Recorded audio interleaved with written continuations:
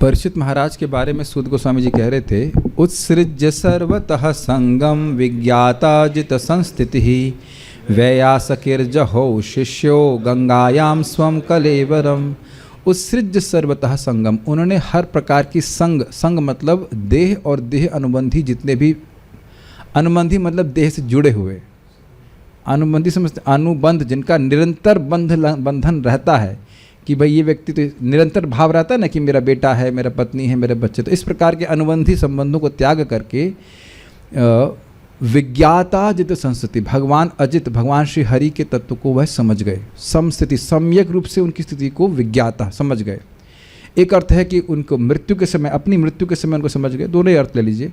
कैसे समझ गए? वैयासकिर शिष्य, व्यास के पुत्र शुकदेव गोस्वामी का शिष्य बनकर, और इस प्रकार से जहौ गंगायाम स्वम कलेवरम, गंगा जी के तट पर उन्होंने अपना शरीर त्याग दिया। तो मानव को व्यक्ति आश्चर्य करे कि भाई ऐसे कैसे कर दिया? तो कह रहे ये उन्हीं के संग हुआ है, ऐसी बात नहीं है। ये शास्त्र का सिद्धांत है कि जो लोग भगवान की कथा में रत रहते हैं वो इस प्रकार की स्थिति को प्राप्त कर लेते हैं। बात समझ में, इसलिए वह श्लोक बोल रहे हैं आज का। केवल परीक्षित महाराज के संग ऐसा हुआ हो ये बात नहीं है, हम सभी के लिए बहुत प्रेरणादायक श्लोक है। जो भी भक्त भगवान की कथा को अपने जीवन में सबसे अधिक महत्व देता है, कथा सुनता है, तो उस प्रकार, इसके लिए इस प्रकार का संभ्रम ना होना, मृत्यु काल में भी भ्रमित ना होना, अभिभूत ना होना, ये कोई आश्चर्य की बात नहीं, ऐसा होता ही है। इट्स वेरी इंटरेस्टिंग, नहीं? मृत्यु का भय किसको होता है? जो व्यक्ति धीर नहीं, जो इंद्रियों को सीमित नहीं किया, भगवान के जो भक्त है वो जान रहा है कि भगवान के आश्रय में वो हमेशा से है, तो उसको भयभीत नहीं होता। हाँ, एक बात कल रह गई थी, वो मुझे अतृप्त हो गया। मैंने आप लोगों को, हम लोग कोट किए थे, नारायणा परा सर्वे ना कुतश्चन भिव्यति स्वर्गापवर्ग नरकेषु अपि तुल्यार्थ दर्शिना। जो नारायण पर हैं वह है स्वर्ग और नरक को एक तरह से देखते हैं। तो मैं कुछ स्पष्ट नहीं कर पाया था कि वो हो क्यों रहा है। देखिए सीधी बात है, नरक में जाएगा तो क्या प्राप्त होगा? दुख। कहाँ से प्राप्त होगा? बाहर से। स्वर्ग जाएगा तो सुख कहाँ से मिलेगा? बाहर से। लेकिन भक्त का सुख और दुख ना कोई मतलब ही नहीं, बाहर से है ही नहीं। जैसे अभी आप देख लीजिए, यहाँ एसी चल रहा है और बाहर भी एसी चल रहा है ना? कुछ समझ में आ रहा है? क्लियर? अंदर एसी चल रहा है तो बाहर कितना भी हीट हो, कोई फर्क पड़ रहा है आपको? कूल है ना? Are you chill and relaxed? ठीक है, चिलैक्स कहा जाए, एकदम स्पष्ट है ना? और ये बात ऐसे, जब तक व्यक्ति एसी को जानेगा नहीं, कहेगा ऐसे कैसे हो सकता है? अरे इतने सारे लोग, मान लो खाली देख रहा हो कि इतने सारे भक्त बैठे हुए यहाँ पे, इनकी तो हालत खराब हो रही होगी। समझ रहे हो उदाहरण? लेकिन आप लोग एकदम चिल हैं, बिल्कुल अच्छे से बैठे हुए हैं, कोई दिक्कत नहीं है। यद्यपि बाहर, जस्ट बाहर, इस दरवाजे के 9 इंच के बाहर, सॉरी दीवार के 9 इंच के उस तरफ बहुत हीट है। अनुभव किया था ना हीट? अभी एकदम कूल है कि नहीं? उसी प्रकार से भगवान से जिसको प्रेम हो जाता है, वो चाहे भगवान का स्मरण करे। स्मरण कहाँ कर सकते हैं आप? कहीं भी कर सकते हैं। जस्ट फॉर एग्जाम्पल, कीर्तन करे, श्रवण करे, कुछ भी, उसको अत्यंत असीमित सुख मिलता है। जब इस प्रकार का भक्त हो गया तो बाह्य सुख और दुख से क्या प्रभावित होने वाला है? तो ये बात हमारी छूट गई थी बताने के लिए कि क्यों भक्त लोग प्रभावित नहीं होते। और इसको आप अभी 19वें अध्याय में देखने लगे। कहते हैं वो सर्प जो आता है वो आता रहे, आप कथा सुनाइए बस। गायति विष्णु गाथा, आप विष्णु की कथा सुनाइए, वो सर्प कभी भी आके काट ले, हमें कोई चिंता नहीं। ये स्पष्ट अभी आप देखेंगे परीक्षित महाराज बोले, कोई दिक्कत नहीं है। ये बात हो सकता है हमारी इतनी आसक्ति को कहे कि आपकी चप्पल चुरा के कोई जा रहा है तो आप कथा छोड़ के चले जाओ, हमारी चप्पल बचानी है, 5000 रुपये की चप्पल, हो सकता है। लेकिन इतनी भी आसक्ति, जरा से भी आसक्ति परीक्षित महाराज को नहीं थी। ये बात है। ये एक और उदाहरण आ रहा है, वैसे तो मैं थोड़ा उत्साहित हो रहा हूँ, लेकिन जड़ भरत को गर्दन काटने के लिए लेके जाएंगे 5वें स्कंद में, तो महाराज बोलते हैं कि मान लो किसी ब्रह्मचारी की कोई कॉपी लेके भाग जाए तो उतनी भी आसक्ति जड़ भरत को नहीं थी। तो शरीर को मारना है, मारो, खत्म करो, कोई दिक्कत नहीं। इट इज अमेजिंग, नहीं कि कैसे इतना व्यक्ति निरासक्त हो सकता है। तो यह श्लोक बोल रहा है कैसे निरासक्त हो जाता है। बहुत सुंदर श्लोक है, मेरे पीछे बोलिए। श्रीमद् भागवतम प्रथम स्कंद 18वां अध्याय 4था श्लोक। नोत्तम श्लोक वार्तानाम् नोत्तम श्लोक वार्तानाम् जुषतां तत्कथामृतम् जुषतां तत्कथामृतम् स्यात् सम्भ्रमो अन्तकालेऽपि स्यात् सम्भ्रमोऽन्तकालेऽपि स्मरतां तत्पदाम्बुजम् स्मरतां तत्पदाम्बुजम्। ये बताइए पहले कि सुनने में कैसा लग रहा है, सुनने में कितना सुंदर है ना, अर्थ तो बहुत सुंदर है, सुनने में कितना अच्छा है।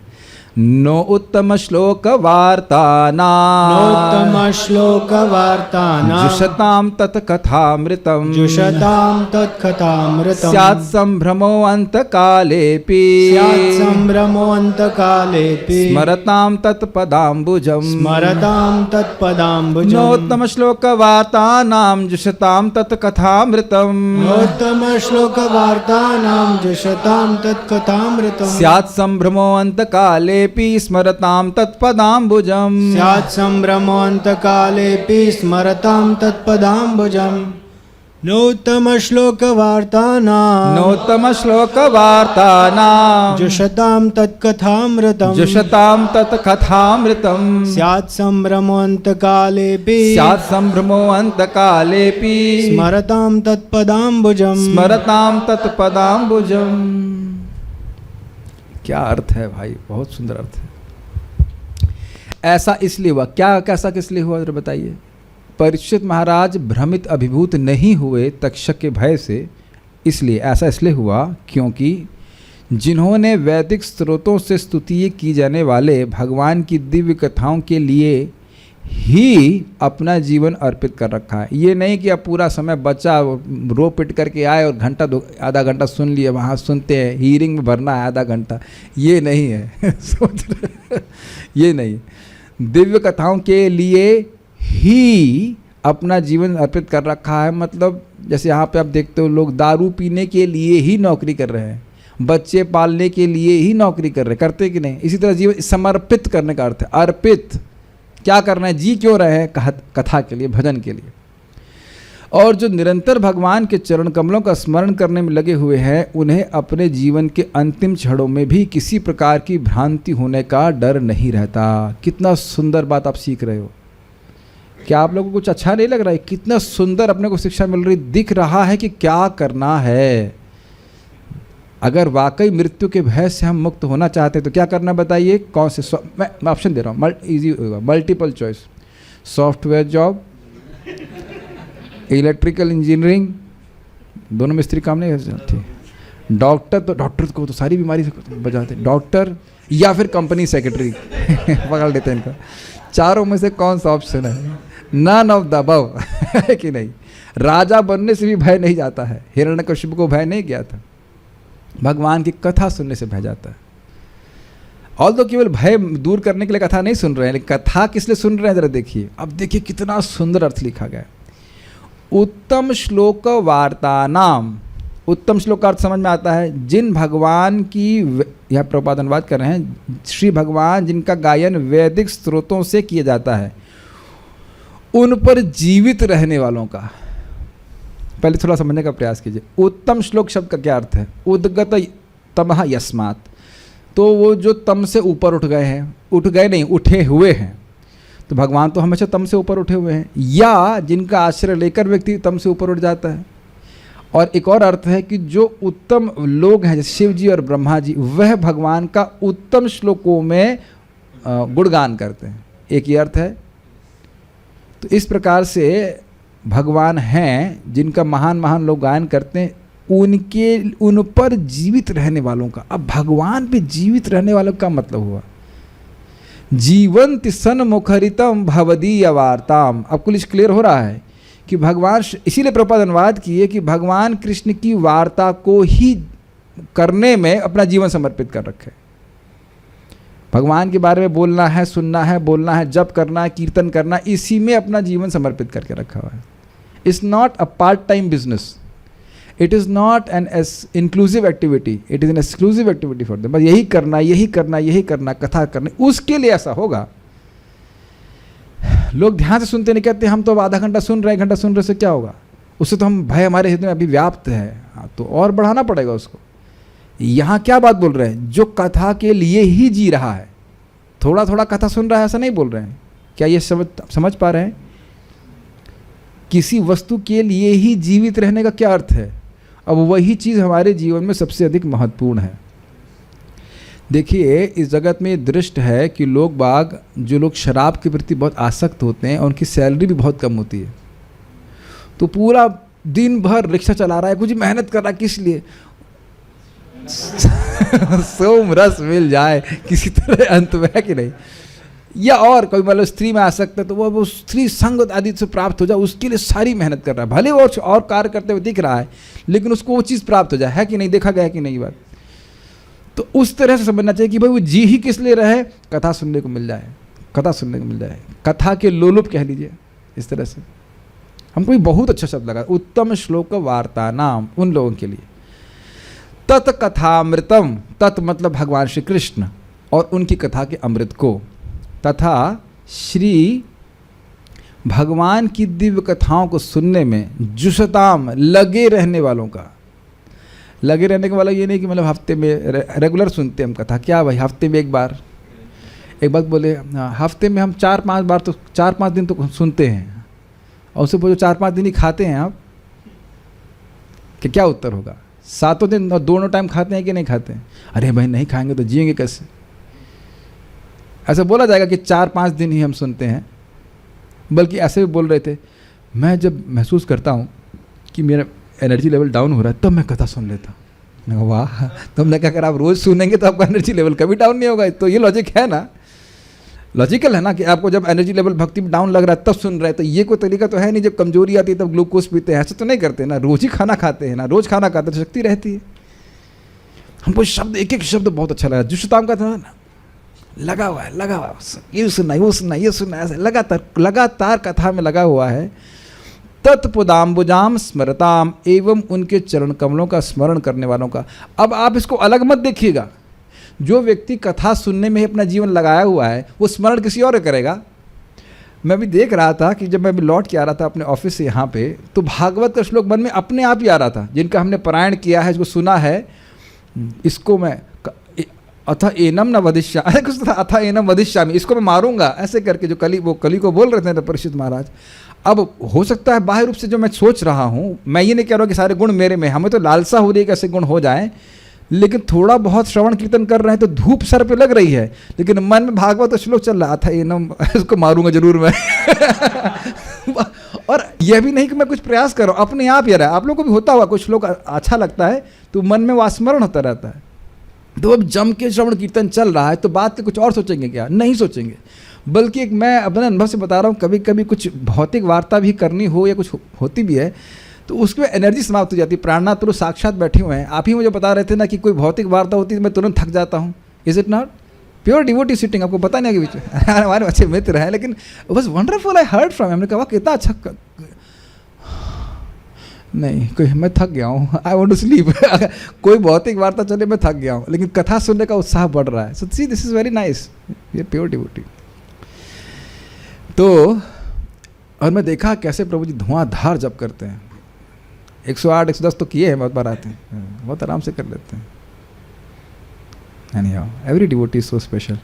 तो 3 चीज़ को आपने देखा, जिनका जीवन ही कथा के लिए है और खाली से बोल नहीं रहे हैं, तत्कथामृताम जुषताम, और लगे हुए कथा सुनने में, और तत्पदाम्बुजम स्मरताम, और इस कारण से भगवान के चरण कमलों को स्मरण करते ही रहते हैं। तो अंत काले पि संभ्रमो न स्यात्, अंत काल में भी किसी प्रकार का मोह नहीं उत्पन्न होता है। और फिर पकड़ लीजिए भागवतम से, यस्याम वै श्रूयमाणायाम कृष्णे परम पुरुषे भक्तिरुत्पद्यते पुंसाम शोक मोह भयापः। जिस भागवत को पूरा नहीं सुना है, सुन रहा है, प्रेजेंट कंटिन्यूस सुन रहा है, तो किस में भक्ति उत्पन्न होती है? भगवान श्री कृष्ण परम पुरुष में। और उससे क्या हो जाता है? तो कहते हैं शोक मोह भयापः, शोक मोह और भय का नाश हो जाता है। तो जो जब सुन रहा है तब ये स्थिति प्राप्त हो जाती है। तो जो सुन ले और बार बार पीता रहे उसको, तो बताइए उसके जीवन में कितनी भक्ति बढ़ जाएगी। उनको बहुत सुंदर बातें सब लगती। तो क्या सीखा आपने? 3 गुण बताइए। एक, पहला गुण क्या है? उत्तम श्लोक वार्ता नाम, मतलब जिनका जीवन भगवान की कथा के लिए ही जी रहे हैं, वो और किसी कारण से नहीं जी रहे हैं कि और कुछ कार्य करना है। दूसरा, तत्कथामृताम जुषताम, लगे हुए हैं कथा सुनने में, ठीक। और तत्पदाम्बुजम स्मरताम, उनके, भाई स्वाभाविक सी बात है, जो कथा सुने हुए तो फिर मन भी भगवान में लगा रहेगा, तो भगवान के चरण कमल का स्मरण करने में लगा हुआ व्यक्ति, तो क्या प्रभाव होगा?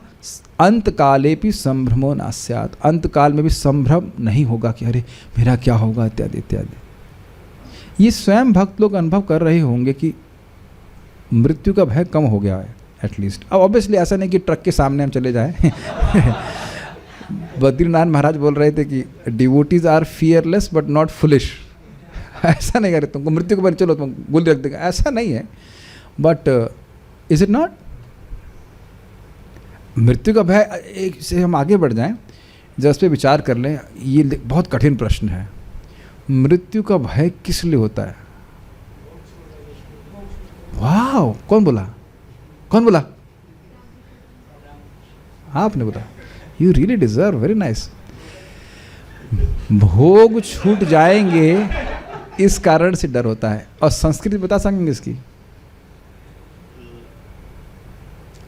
अविद्या, अस्मिता, राग, द्वेष, अभिनिवेश।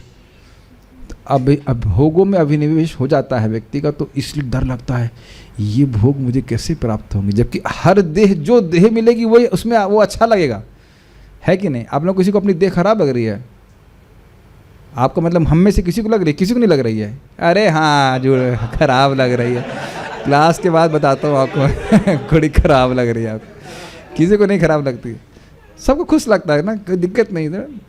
I am very nice. कौन बोलता है आई एम वेरी बैड? कोई तो नहीं बोल रहा है इतना। तो भोग जो है मिल ही जाते हैं, तो भोग छूटने का बहुत डर रहता है लोग, ये रहता है। तो आप समझ गए, इस प्रकार का मोह उनके चित्त में नहीं रहेगा। श्लोक समझ में आ रहा है? न उत्तम श्लोक वार्ता नाम, जिनका जीवन ही उत्तम श्लोक भगवान श्री कृष्ण हैं। जुषताम तत्कथामृतम, जो भगवान की कथा के अमृत को पान करने में लगे रहते हैं। स्मरताम तत्पदाम्बुजम, जो उनके स्मरण करते रहते हैं चरण कमलों का। तो ना अंतकाले अपि ना संभ्रम स्यात्, अंतकाल में भी। अब भी का अर्थ क्या है?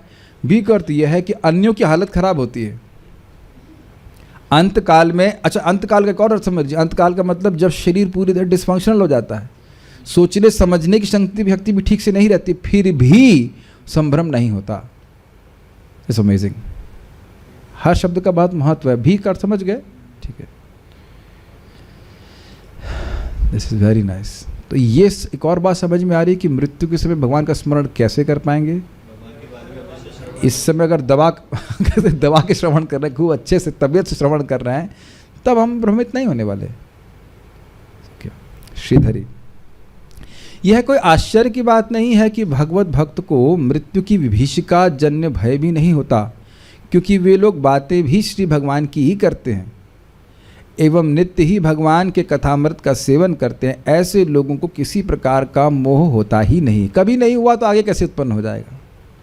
तात्पर्य, जीवन के अंतिम क्षण में भगवान की दिव्य प्रकृति को स्मरण करके जीवन की सर्वोच्च सिद्धि प्राप्त की जाती है। बड़ा स्पष्ट है, अंत काले च मामेव स्मरण मुक्त्वा कलेवरम यह प्रयाति तजन देहम सयाति परमाम गतिम। अंत काल में मेरा ही स्मरण करके कोई व्यक्ति शरीर त्यागता है तो वह निश्चित मेरा, मुझको ही प्राप्त करता है। जीवन की यह सिद्धि उसे ही मिल पाती है जिसने सुखदेव गोस्वामी जैसे मुक्तात्मा द्वारा गाए जाने वाले वैदिक स्रोतों से या उन्हीं की गुरु शिष्य परंपरा के किसी व्यक्ति से भगवान की वास्तविक दिव्य प्रकृति के विषय में जाना है। दो बातें हैं, या तो सुखदेव गोस्वामी मिल जाए आपको,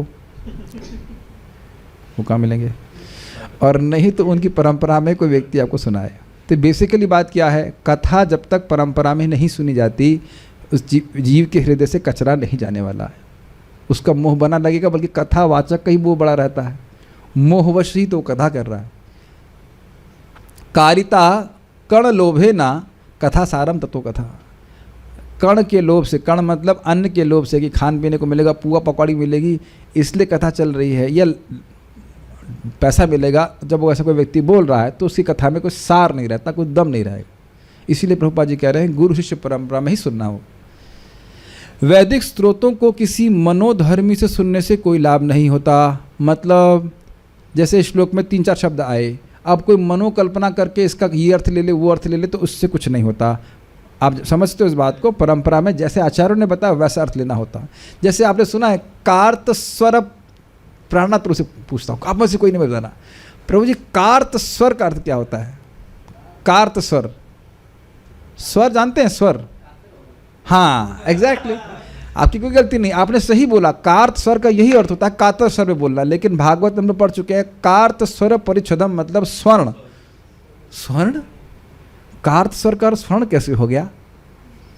तो श्रीधर स्वामी इसका अर्थ इस प्रकार से लिए हैं। आप समझ रहे हैं बात? एक बार एक भागवत में छठे स्कंद में घृणा शब्द आता है, तो घृणा का मतलब प्रेम भी होता है। तो इस प्रकार से जैसा आचार्यों ने उन अर्थों को लिया वैसे स्वीकार करें तो कृष्ण बड़े प्रसन्न होते हैं। आप परम पूज्य राधाकुंज महाराज जी के प्रवचनों को सुनते होंगे, जो नए लोग उनको समझ में नहीं आता है, जो लोग नहीं क्या समझ में नहीं आता मैं समझा रहा हूँ तो मुझे कुछ समझ में अच्छे क्यों लग रहे हैं, पहले बात में समझ में नहीं आती थी, बाद में समझ में आ रहा कि महाराज अपनी बात बोलते ही नहीं हैं, वो एग्जैक्ट बोल रहे होते हैं आचार्यों की बात। ही टेस्ट हिमसेल्फ, वो खुद भी इसको आस्वादन करते हैं, वो एक अलग बात है, लेकिन वो इसी कारण से अच्छी लगती है क्योंकि वो एक एक अक्षर एक एक शब्द कृष्ण को बहुत प्रिय है। ये प्रभुपाद जी के तात्पर्य का एक एक शब्द भगवान को बहुत प्रिय है, तो उसको रिपीट करने में अपने को भी सुख मिलेगा और अन्य जीवों को भी सुख मिलेगा, वह भगवान की तरफ उन्मुख होंगे। ये बात है, इस इज रिएक्टिव हियरिंग, नया शब्द मिल गया, अच्छा है, reactive hearing. Krishna is pleased by that. नहीं अपने मन से बोलने वाले क्या है, कुछ नहीं, कृष्ण में अंदर बैठे गए क्या बोल रहा है ये बात कुछ अजब नहीं हो रही, कुछ भी बोल रहा है, ठीक है। किंतु जब उन्हें किसी वास्तविक स्वरूप सिद्ध व्यक्ति से सुना जाता है और सेवा तथा विनय पूर्वक उसे ठीक से समझा जाता है, तब हर बात पारदर्शी रूप से स्पष्ट हो जाती है। इन दो बातों को समझने का प्रयास कीजिए। देखिए, अगर हम ये समझ रहे हैं कि टीचर से अधिक हम जानते हैं तो फिर विनय और सेवा की भावना नहीं होती है कि नहीं? आप कहें कि प्रभुपाद जी के जानते हैं, हम अधिक जानते हैं, तो बस हो गया तुम्हारी कहानी खत्म। क्या समझोगे बताओ? फिर नहीं समझ सकेंगे ना। अभी एक सुबह भक्त बोल रहे थे, हमसे एक व्यक्ति बहस कर रहा था, ये था वह था ये था। हमने कहा बहस कर क्यों रहे थे आप? आध्यात्मिक विषय या ज्ञान बहस का मुद्दा नहीं होता है। अगर आप उसकी आप पे श्रद्धा है तो ठीक है, नहीं तो आप मत बताइए। प्रभुपाद जी अपने लेक्चर में बोलते हैं इस बात को कि तुम देख लो, तुम्हारी श्रद्धा है तुम आओ, नहीं तो कोई बाध्यता थोड़ी ना। ये बात है। दिस इज़ वेरी नाइस, क्योंकि अगर इस प्रकार की भावना है तब भगवान हृदय में ज्ञान प्रकट करेंगे। भगवान की आज्ञा है, तद्विधि प्रणिपातेना परिप्रश्नेन सेवया उपदेक्षन्ति ते ज्ञानम ज्ञानिनस्तत्वदर्शिनः। 3 गिफ्ट आपको भगवान को गुरु को देने होते हैं। क्या गिफ्ट हैं? प्रणिपात यानी कि सरेंडर की भावना, नम्रता की भावना। उसके बाद परिप्रश्न, ये नहीं पूछना कि अरे थोड़ा मजाक कर रहे हैं, परम पूज्य राधाकुंज महाराज बोलते हैं, गुरु जी से पूछते, गुरु जी आप तो घूमते ही रहते हैं, कहीं शादी करवा दीजिए हमारी लड़की ढूंढ दीजिए हमारे लिए या क्या कहते हैं, मतलब कोई लड़की का पिता बोले कि भाई हमारी लड़की के लिए लड़का ढूंढ दीजिए, ये वो इत्यादि। एक व्यक्ति तो हमसे आके बोले आप ही को कराना है सब कुछ। हमने क्यों भाई इसीलिए ब्रह्मचारी हुए हम यही काम करते रहे व्हाट इज दिस, आप तो फालतू में गले में पड़ रहे हो ये प्रश्न करना चाहिए कि आध्यात्मिक प्रश्न आपको क्या जिज्ञासा क्या है, कुछ पूछना चाहिए ना है कि नहीं। और लास्ट क्या है? सेवा। देखो एक सीधी सी बात है, बहुत अच्छी बात रमाकांत प्रभु बोल रहे थे, उनसे कोई बहुत हाई फाई प्रश्न किया। अब प्रभु जी तो बहुत अच्छे जानते हैं, बोले कि मैं आपको बताऊंगा अभी तक को समझ में आएगा, आप कहीं 2-4-5 माला जप कीजिए, तब कुछ भजन करो, तब तो कुछ बात आपको समझ में आएगी ना, है कि नहीं। कुछ सेवा दी जाती है, सेवा का अर्थ केवल हमेशा फिजिकल सेवा नहीं, कुछ भी बोला गया कि आप सुबह उठो जप करो, तब तो कुछ बात समझ में आती है ना। अरे कम से कम पानी दो at least.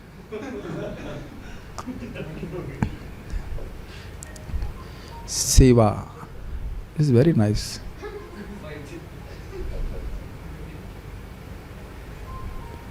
Sincere service attitude is the point. और यही चीज सूत गोस्वामी से भी कही थी। उनसे पूछा गया कि आप शास्त्रों का सार क्या है जो जीवों को संतुष्ट कर दे, तो कहेंगे मुझे, आप लोग ये सब क्यों सोच रहे हो कि मुझे पता है सारे शास्त्रों का सार। तो कहते कि आप स्निग्ध शिष्य रहें, स्निग्ध प्रेमवत, जो प्रेम से भरा हुआ शिष्य है, जो गुरु से प्रेम करता है, उनको गुरुवो गुह्यम अपि उतो, जो गुरु हैं वह गुह्य बात भी बताते हैं। तो आपके गुरुओं ने ज़रूर ये बात बताई। गुरु कौन है? सूत गोस्वामी जी के,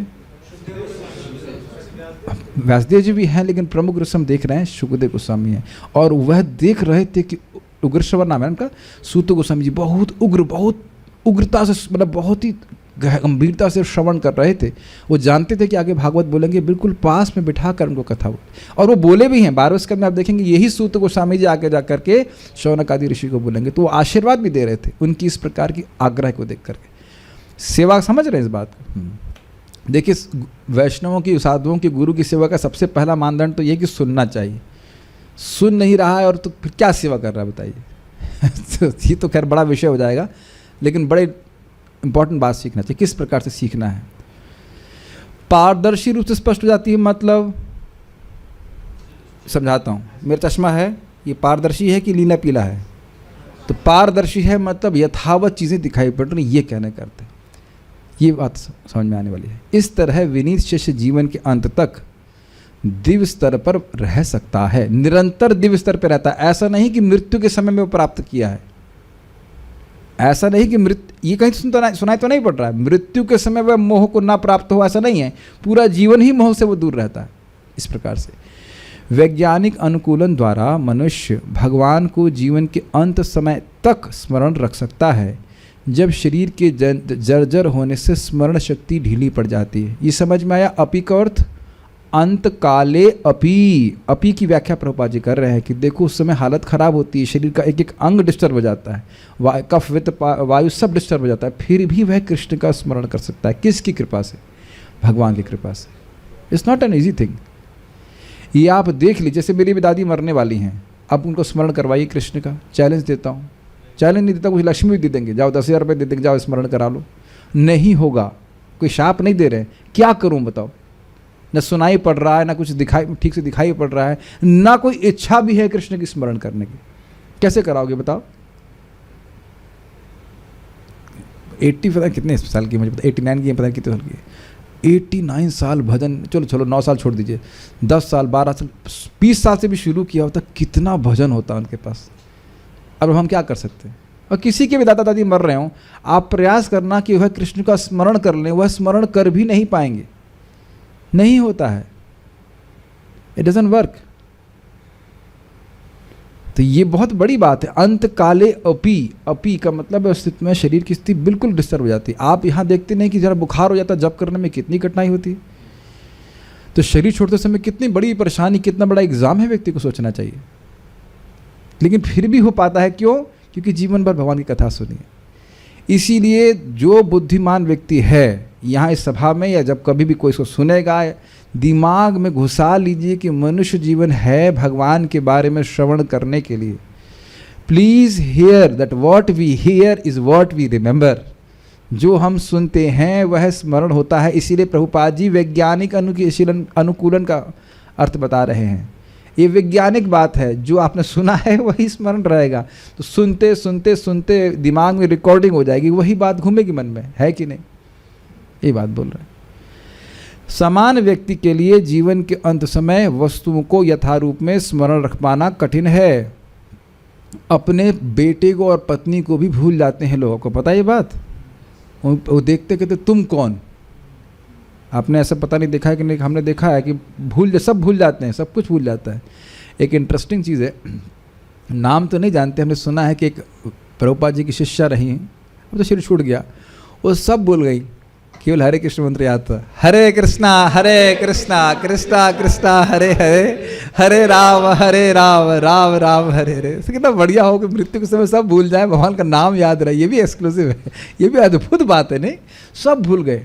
यहाँ तक कि एक भक्त बता रहे थे कि एक सन्यासी थे, अद्भुत सन्यासी, उनका ऑपरेशन होना था और वो पूरा बेहोश थे, फिर भी Hare Krishna Krishna. This is amazing how Krishna is loving his devotees. पूरा बेहोश, कहते हैं उनके, फिर उनके चरणों की धूल बरतने लगी। ये कैसे हो सकता है? जो व्यक्ति पूरा, क्या कहते हैं उसको, एनेस्थेसिया, क्या बेहोशी में हो, वो हरे कृष्ण मंत्र कैसे बोलता है? एकदम स्पष्ट बोल रहे थे। तो दिखा रहा है कि भगवान इंद्रियों में प्रवेश कर जाते हैं। जिसने जीवन भर भगवान का श्रवण कीर्तन किया है, कैसे भगवान उसको मृत्यु के समय भूल जाएंगे बताइए? बहुत अच्छी बात है। तो सामान्य व्यक्ति के लिए बड़ा कठिन है, लेकिन भगवान तथा उनके प्रमाणिक भक्तों या गुरुओं की कृपा से मनुष्य को यह अवसर सहज ही प्राप्त हो जाता है। क्यों? श्रवण कीर्तन तो व्यक्ति करता ही है कि नहीं? भगवान के बारे में श्रवण कीर्तन करता रहेगा, भक्तों के संग में पूरा जीवन पार कर जाएगा, भगवान के पास पहुंच जाएगा। It's that easy actually. लगे रहिए श्रवण कीर्तन में और देखिए आप भगवान के पास पहुंच जाएंगे। ये कोई हमारी बात नहीं है कि हम किसी को प्रेरणा देने के लिए बोल रहे हैं। भगवान महाप्रभु स्वयं बोल रहे हैं, ब्रह्मा जी स्वयं बोल रहे हैं। ब्रह्मा जी ने देखा है लोगों को श्रवण कीर्तन करते हुए और भगवान के पास जाते हुए। उनका सामर्थ्य है कि उनको दिखाई पड़ता है कौन जा रहा है। Does that make sense to you? वो जब वो बोल रहे हैं कि जीवंत सन मुखरितम भवदीय वार्ताम, वो कोई नई बात नहीं बता रहे हैं जिसे ट्राई करना, देखो भाई करके हो सकता हो फंसा सफल हो जाओगे, नहीं। वो देख रहे हैं कि कैसे उनके एक ही दिन में कितने लोग भगवान की प्राप्ति की हैं। Does that make sense? It's a standard procedure to attain God. Attain God, भगवान की प्राप्ति करना। आज भी मैं परम पूज्य राधा गोविंद महाराज का भागवत धर्म प्रवचन सुन रहा था, उसमें महाराज यही बात बता रहे थे, सबसे महत्वपूर्ण है श्रवण, सबसे महत्वपूर्ण है श्रवण। श्रवण करेंगे तो वही बात आपको स्मरण होगी। बिना श्रवण किए कोई बात स्मरण होती नहीं है कि नहीं? बेटा बताना जरा 12वें स्कंद का 12वें स्कंद के पहले अध्याय का पहला श्लोक। जरूर पता होगा आपको, आपको नहीं पता। रामकृष्ण आपको पता है, मुझे भी नहीं पता है क्योंकि कभी तो बड़ा सुना ही नहीं है, 12वां स्कंद पढ़ा ही नहीं हमने तो इसलिए हमने पता ही नहीं। सीधी बात, वेद श्रुति में पता होगा आपको भी नहीं पता। तो अब आप बताओ, जब पढ़े ही नहीं उस श्लोक को तो कैसे मन में आ जाएगा? जरा बताइए। अब कुछ क्लियर हो रहा है? ऐसा तो नहीं कि जीवन में कभी गीता नहीं पढ़ी तुरंत मरते समय एकदम प्रकट हो जाएगा धर्म क्षेत्र कुरुक्षेत्र, ऐसा तो नहीं हुआ। और गजेंद्र के संग क्या हुआ देखिए, पिछले जन्म में जो वह स्त्रोत पढ़ रहे थे वह अगले जन्म में जब मृत्यु होने वाली हुई थी तब भगवान प्रकट करा दिए। मत्ता स्मृतिर ज्ञानम अपोहनम च। भगवान अपने भक्त की सेवा को कभी नहीं भूलते हैं। दृष्ट है? चलिए आगे बढ़ते हैं। तो महाराज परीक्षित ऐसा ही हुआ, क्योंकि पूरा ऐसा नहीं कि वो आज पहली बार कथा सुन रहे हैं, वो जीवन भर कथा में समर्पित थे और अंतकाल में पूरी तरह समर्पित हो गए और उस प्रकार से भगवान को प्राप्त कर पाए। एक बात आप जानते होंगे या नहीं, जब उद्धव जी भागवत सुना रहे थे भगवान श्री कृष्ण की रानियों को, तो परीक्षित महाराज पूछे मेरा क्या होगा मुझे कब सुनने को मिलेगा? तो वहाँ उद्धव जी कहते हैं कि आपको शुकदेव गोस्वामी सुनाएंगे। तो आप समझ सकते हैं कि वहाँ भी उनका आग्रह था। इधर देखिए अर्जुन को भी, अर्जुन गीता सुन रहे हैं और 10वें अध्याय में कहते हैं तृप्ति नहीं हो रही है, तृप्ति नहीं हो रही। इधर बीगुल बच चुका है, तलवार चढ़ गई है, लेकिन उनको कथा सुनने में तृप्ति नहीं हो रही है। तो आप ये समझ लीजिए, भले ये गृहस्थी में है, क्षत्रिय है, कुछ भी है, लेकिन कथा में आ सकती है, कथा में आ सकती है। ये बड़ा स्पष्ट है। पूरा जीवन परीक्षित महाराज का इस प्रकार से था। ठीक है, अब इसमें बड़ा सुंदर लिंक है कि क्या था, एक मिनट, इसका लिंक मैं भूल गया। हाँ, लिंक ये है कि देखिए जो भक्त इस प्रकार से करते हैं वो कभी संभ्रम को प्राप्त नहीं होते हैं। तो परीक्षित महाराज के लिए तो इसमें आश्चर्य की बात ही नहीं है। क्यों आश्चर्य की बात नहीं है?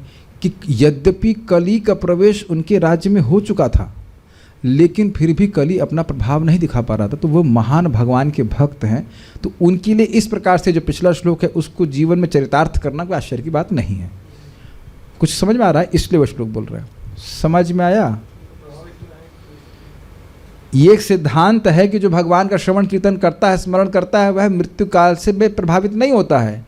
तो परीक्षित महाराज के बारे में तो कहना ही क्या, उनका इतना तीव्र प्रभाव था, भगवान के भक्त थे महान, कि कली भी अपना प्रभाव नहीं दिखा पा रहा था, यद्यपि वह प्रवेश कर गया था। तो दैट इज अ लिंक।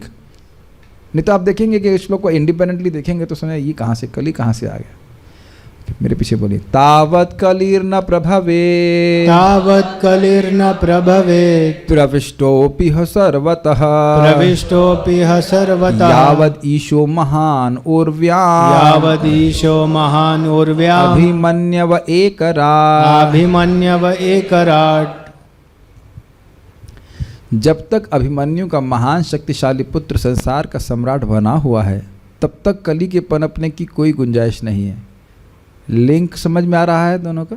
ठीक है। अन्वय, यावत जब तक, उर्व्याम एकराट महान, पृथ्वी के एकमात्र सम्राट महान अभिमन्यु, अभिमन्यु के पुत्र राजा परीक्षित, ईशः, ईशा मतलब कंट्रोलर, प्रभु के रूप में विद्यमान है, तावत यह, तब तक इस जगत में सर्वतः प्रविष्टो अपि, सर्वत्र पूर्ण रूप से प्रवेश करके भी, पूरी तरह से फुल फोर्स में आने के बाद भी कली न प्रभवेत, कलयुग अपना प्रभाव नहीं दिखा सकता। क्यों कह रहे हैं, समझ गए लिंक आप, संस्कृत देखिए। तावत कलिर न प्रभवेत, कली तब तक अपना प्रभाव नहीं दिखा सकता। प्रविष्टो अपि यह सर्वथा, यद्यपि वह सर्वत्र प्रविष्ट हो चुका है यहाँ इस जगत में, कब तक नहीं दिखा सकता, यावत ईशो महान ऊर्व्याम, जब तक प्रभु समर्थ, ईश्वर कंट्रोलर नियंत्रक, महान, महान मतलब महान, ऊर्व्याम पृथ्वी के ऊपर, अभिमन्यव एकराट, अभिमन्यु के पुत्र एक सम्राट के रूप में विद्यमान हैं। ये इनकी महानता को सूचित कर रहा है। राजा परीक्षित के भी विषय में यह कोई आश्चर्य की बात नहीं है। इस बात को तावत कलिहि इत्यादि श्लोक के द्वारा कहा गया। किसको लिंक नहीं समझ में आ रहा है? लिंक समझ पा रहे हैं आप लोग? पिछले श्लोक में क्या कहा गया? जो श्रवण कीर्तन स्मरण करते हैं वह मृत्यु के द्वारा संभ्रम को प्राप्त नहीं होते। तो परीक्षित महाराज के बारे में तो क्या है ना, क्या मित्र समझ में आ रहा है? कोई भी भक्त जब इस प्रकार से करता है तो संभ्रम को प्राप्त नहीं होता। तो परीक्षित महाराज जैसे महान भक्त के बारे में तो कहना ही क्या। नित्य प्रभु समझ में आ रहा है लिंक? हाँ बोलोगे तो पूछ लूँगा कि क्या समझ में आ रहा है। हाँ बोलने से पहले सोचिएगा 10 बार, आप संभ्रम को अपना मत प्राप्त हो जाइएगा। समझ में आ रहा है कि उनके बारे में तो कहना ही कि वो तो इतने महान थे कि वे कली को भी नहीं पनपने दिए। ये बात है। अभिमन्यु के पुत्र, इस समय कली चल रहा है कि नहीं? कोई व्यक्ति अकेला बोल सकता है कि मैं कली को पनपने नहीं दूंगा? क्या कहेंगे? अब भाई कलयुग है अब क्या कर सकते हैं, भ्रष्टाचार तो होता ही है बोल करके अपने पराठे सेक करके सो खा लेते हैं। यही तो कर रहे हैं, बताइए गलत तो नहीं कर रहे, यही कर रहे। अरे हम ही लोग नहीं, प्राइम मिनिस्टर यही बोलेगा कलयुग है, क्या कर रहे हैं, अपना जूस पिएगा सो खत्म करनी, और तो कुछ नहीं करेगा। ठीक है, लेकिन उन्हें ऐसा नहीं होने दिया। अभिमन्यु के पुत्र राजा परीक्षित चक्रवर्ती सम्राट थे, इसलिए उनके भय से भयभीत कलयुग पृथ्वी पर पूर्ण रूप से प्रवेश करके भी अपने प्रभाव को प्रदर्शित नहीं कर सकता था। तात्पर्य देखिए, जैसा कि पहले बताया जा चुका है, कली ने इस पृथ्वी में बहुत पहले प्रवेश पा लिया था और वह सारे संसार में अपना प्रभाव फैलाने की ताक में था, किंतु महाराज परीक्षित की उपस्थिति के कारण वह ऐसा नहीं कर पा रहा था। यही अच्छे प्रशासन का ढंग है। कली जैसे उपद्रवी तत्व सदा ही अपने निंद कृत्यों को फैलाना चाहेंगे, लेकिन सक्षम राज्य का कर्तव्य है कि सभी प्रकार से इन्हें रोके। यद्यपि महाराज परीक्षित ने कली के लिए कुछ स्थान नियत कर दिए थे, किंतु उसी के साथ साथ उन्होंने प्रजा को इसका अवसर नहीं दिया कि वे कली के प्रभाव में बह जाएं। बहुत सरल तात्पर्य है और इसकी व्याख्या पहले भी की जा चुकी है कि उनने धर्म के पैरों को किस प्रकार से प्रतिसंदधे पुनः स्थापित किया था। ठीक है, फाइन। इसका लिंक मैं ही लिंक भूल रहा हूँ, एक मिनट रुकिए, लिंक क्या है इसका? अब मान लो कोई कहे कि तब तो इसका मतलब ये कहना चाहते हैं कि कली का प्रवेश ही नहीं हुआ है, होगा तभी तो वह उसका प्रभाव नहीं दिख रहा होगा। तो कहते हैं नहीं, कली का प्रवेश तो तभी हो गया था जब भगवान ने इस पृथ्वी को त्यागा था, छोड़ा था। यस्मिन् अहनि यर्हेव भगवान उत्ससर्जगाम तदेव हानुव्रतो साव अधर्म प्रभवः कलिः यस्मिन् अहनि यर्ह्येव भगवान उत्ससर्जगाम तदैवेहानुव्रतो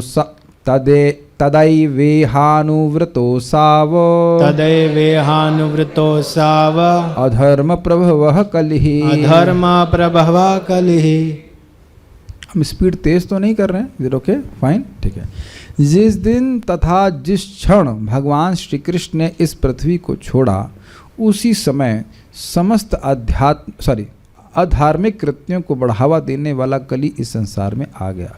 तो ऐसा नहीं सोचना है कि कली आया नहीं था, कली का प्रवेश हो गया था, लेकिन वह उनकी प्रभाव के कारण अपना प्रभाव नहीं दिखा पा रहा था, अर्थात परीक्षित महाराज के प्रभाव के कारण। यस्मिन अहोनि, अह का मतलब होता है दिन, तो जिस दिन, यही एवा, जिस क्षण में भगवान गाम उत्सर्जा, भगवान श्री कृष्ण ने पृथ्वी को त्याग दिया। गाम का अर्थ तो कई बार सुन चुके हैं यहाँ पर, गाम का मतलब पृथ्वी होती।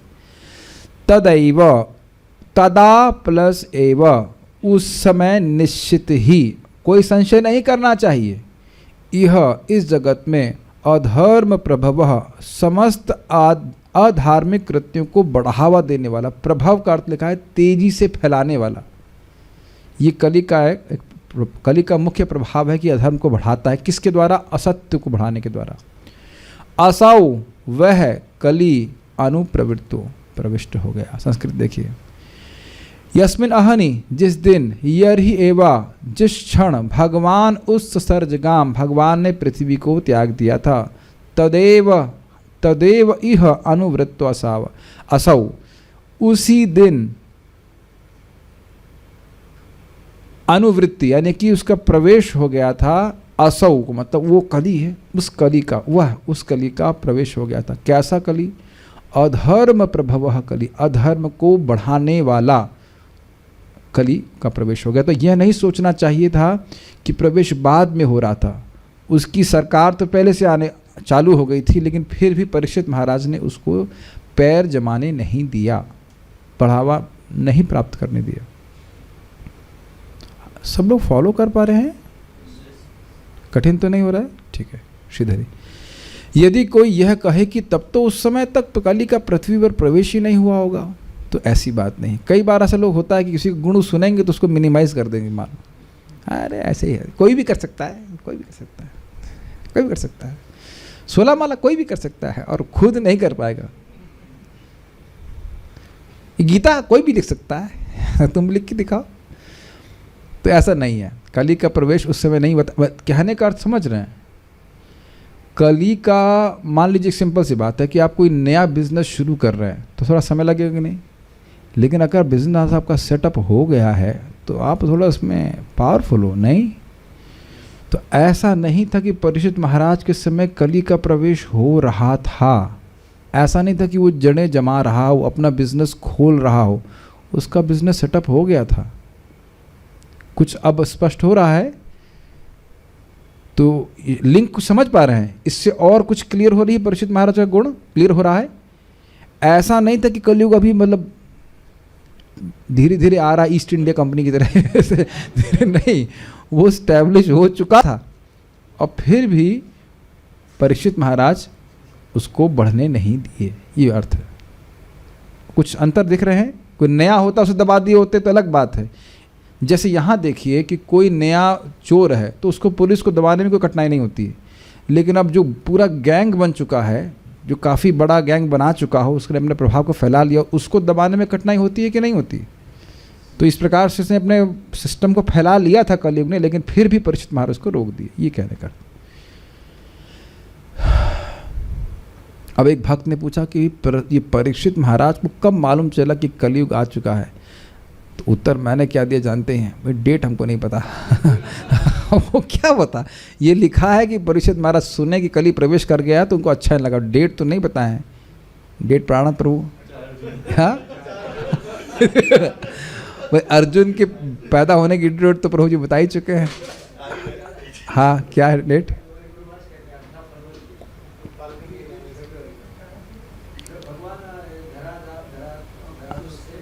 अच्छा तो ये देखिए प्राणा तो जरा बताएंगे कि कली का प्रवेश कब हुआ? 18 फरवरी। अच्छा वो आपने 31 फरवरी नहीं कहा ठीक कलयुग है, कुछ भी कहा जा सकता है। तो प्रभु जी के हिसाब से मतलब महाराज को कोट करें कि 18 फरवरी को भगवान गए तो उसी दिन आया। तो आप हमेशा इस कथा में क्यों नहीं आते हमेशा कुछ नई इन्फॉर्मेशन मिलेगी। तो भक्तों आप लोग सब लोग सुन लिया भाई, नोट कर लिया अपने उसमें कि 18 फरवरी को हम लोग कली के आविर्भाव दिवस को सेलिब्रेट करने वाले हैं। और कोई सब भक्त प्रण कर लें कि अगर शादी करनी है तो 18 फरवरी शादी नहीं करेंगे आप समझ लीजिए कि कली को अपने घर में कली को घर में प्रवेश करवा रहे हैं, तो इसलिए 18 फरवरी की शादी नहीं करनी। ठीक है, ये शिक्षा प्राप्त हो गई। ओके, थैंक यू प्रभु जी। हरे कृष्ण, बहुत मजाक हो गया, ठीक है। हाँ, तो कली उसी दिन पृथ्वी पर आ गया जिस समय भगवान ने उस पृथ्वी का परित्याग किया। वह कली ही अधर्म का मूल कारण है।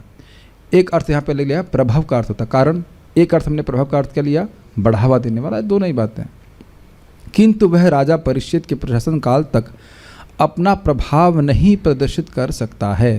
तात्पर्य, भगवान तथा उनके नाम, यश, गुण सभी अभिन्न हैं, एक ही रूप से वो भगवान है। भगवान की उपस्थिति के कारण कली पृथ्वी की सीमा में प्रवेश नहीं कर पा रहा था। कितना सुंदर प्रभुपाद का तात्पर्य है। इसी प्रकार यदि भगवान के पवित्र नाम, गुणों आदि के सतत कीर्तन का प्रबंध हो तो कली के प्रवेश के लिए जरा भी अवसर नहीं मिल पाएगा। कितना सुंदर देखिए बात है। और ये क्या हमारे लिए बहुत सुंदर शिक्षा नहीं है? अगर हम निरंतर नियमित रूप से भगवान के नाम और कथा का श्रवण करते रहते हैं, उनके रूप का मतलब भगवान के संपर्क में बेसिकली रहते हैं। देखा आपने यहाँ पे, यस्मिन यही एवा, जिस दिन जिस क्षण भगवान चले गए उसी दिन कली का प्रवेश हुआ। कुछ सुनाई पड़ रहा है, कुछ समझ आ रहा है? जैसे ही आप हम भगवान का संपर्क छोड़ेंगे तो बस कली सामने। ऐसे समझ लीजिए कि भगवान का संपर्क छाते की तरह है। आप कहो कि यार छाता हटा के देखता हूँ बारिश हो रही कि नहीं हो रही तुरंत भीगेंगे। ये उदाहरण समझ में आ रहा है? मानो आप सोचे, कभी कभी होता भी, सोचते लग रहा है बारिश कम हो गई है, छाता हटाया और भन्न से भीग जाते हैं, है कि नहीं? उसी प्रकार से एक दिन भी श्रवण कीर्तन छोड़ा तो कुछ कली का प्रभाव होता है। ये हम तो कहते रहते हैं भक्तों को, जो भक्त ब्लूप करते हैं वो समझ में नहीं आता उनको। जो लोग ब्लूप समझते हैं, ब्लूप, हाँ, तो वो एक दिन नहीं सुनेंगे, 2 दिन नहीं सुनेंगे, 3 दिन नहीं सुनेंगे, उसके बाद श्रवण कीर्तन तो खत्म, उनका दर्शन भी समाप्त हो जाता है। ये चीज़ होती है। तो ये एक बहुत महत्वपूर्ण बात है कि नियमित रूप से अगर भगवत संपर्क हमको प्राप्त होता रहेगा तो हम कली से दूर रहेंगे। एक क्विज है, कली से हम तो दूर रहेंगे, लेकिन कली जब हमारे पास आएगा तो वो क्या करेगा? ये हम पढ़ चुके हैं, चॉइस नहीं, हम पढ़ चुके हैं। कली हमें क्या करेगा?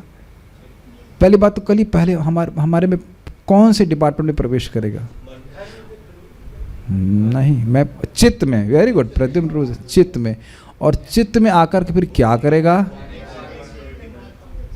यस, कि ये अवैध संग, अरे वाह, दारू, अरे दारू नहीं बेटा ये सोमरस है ऐसा कुछ बोलेगा।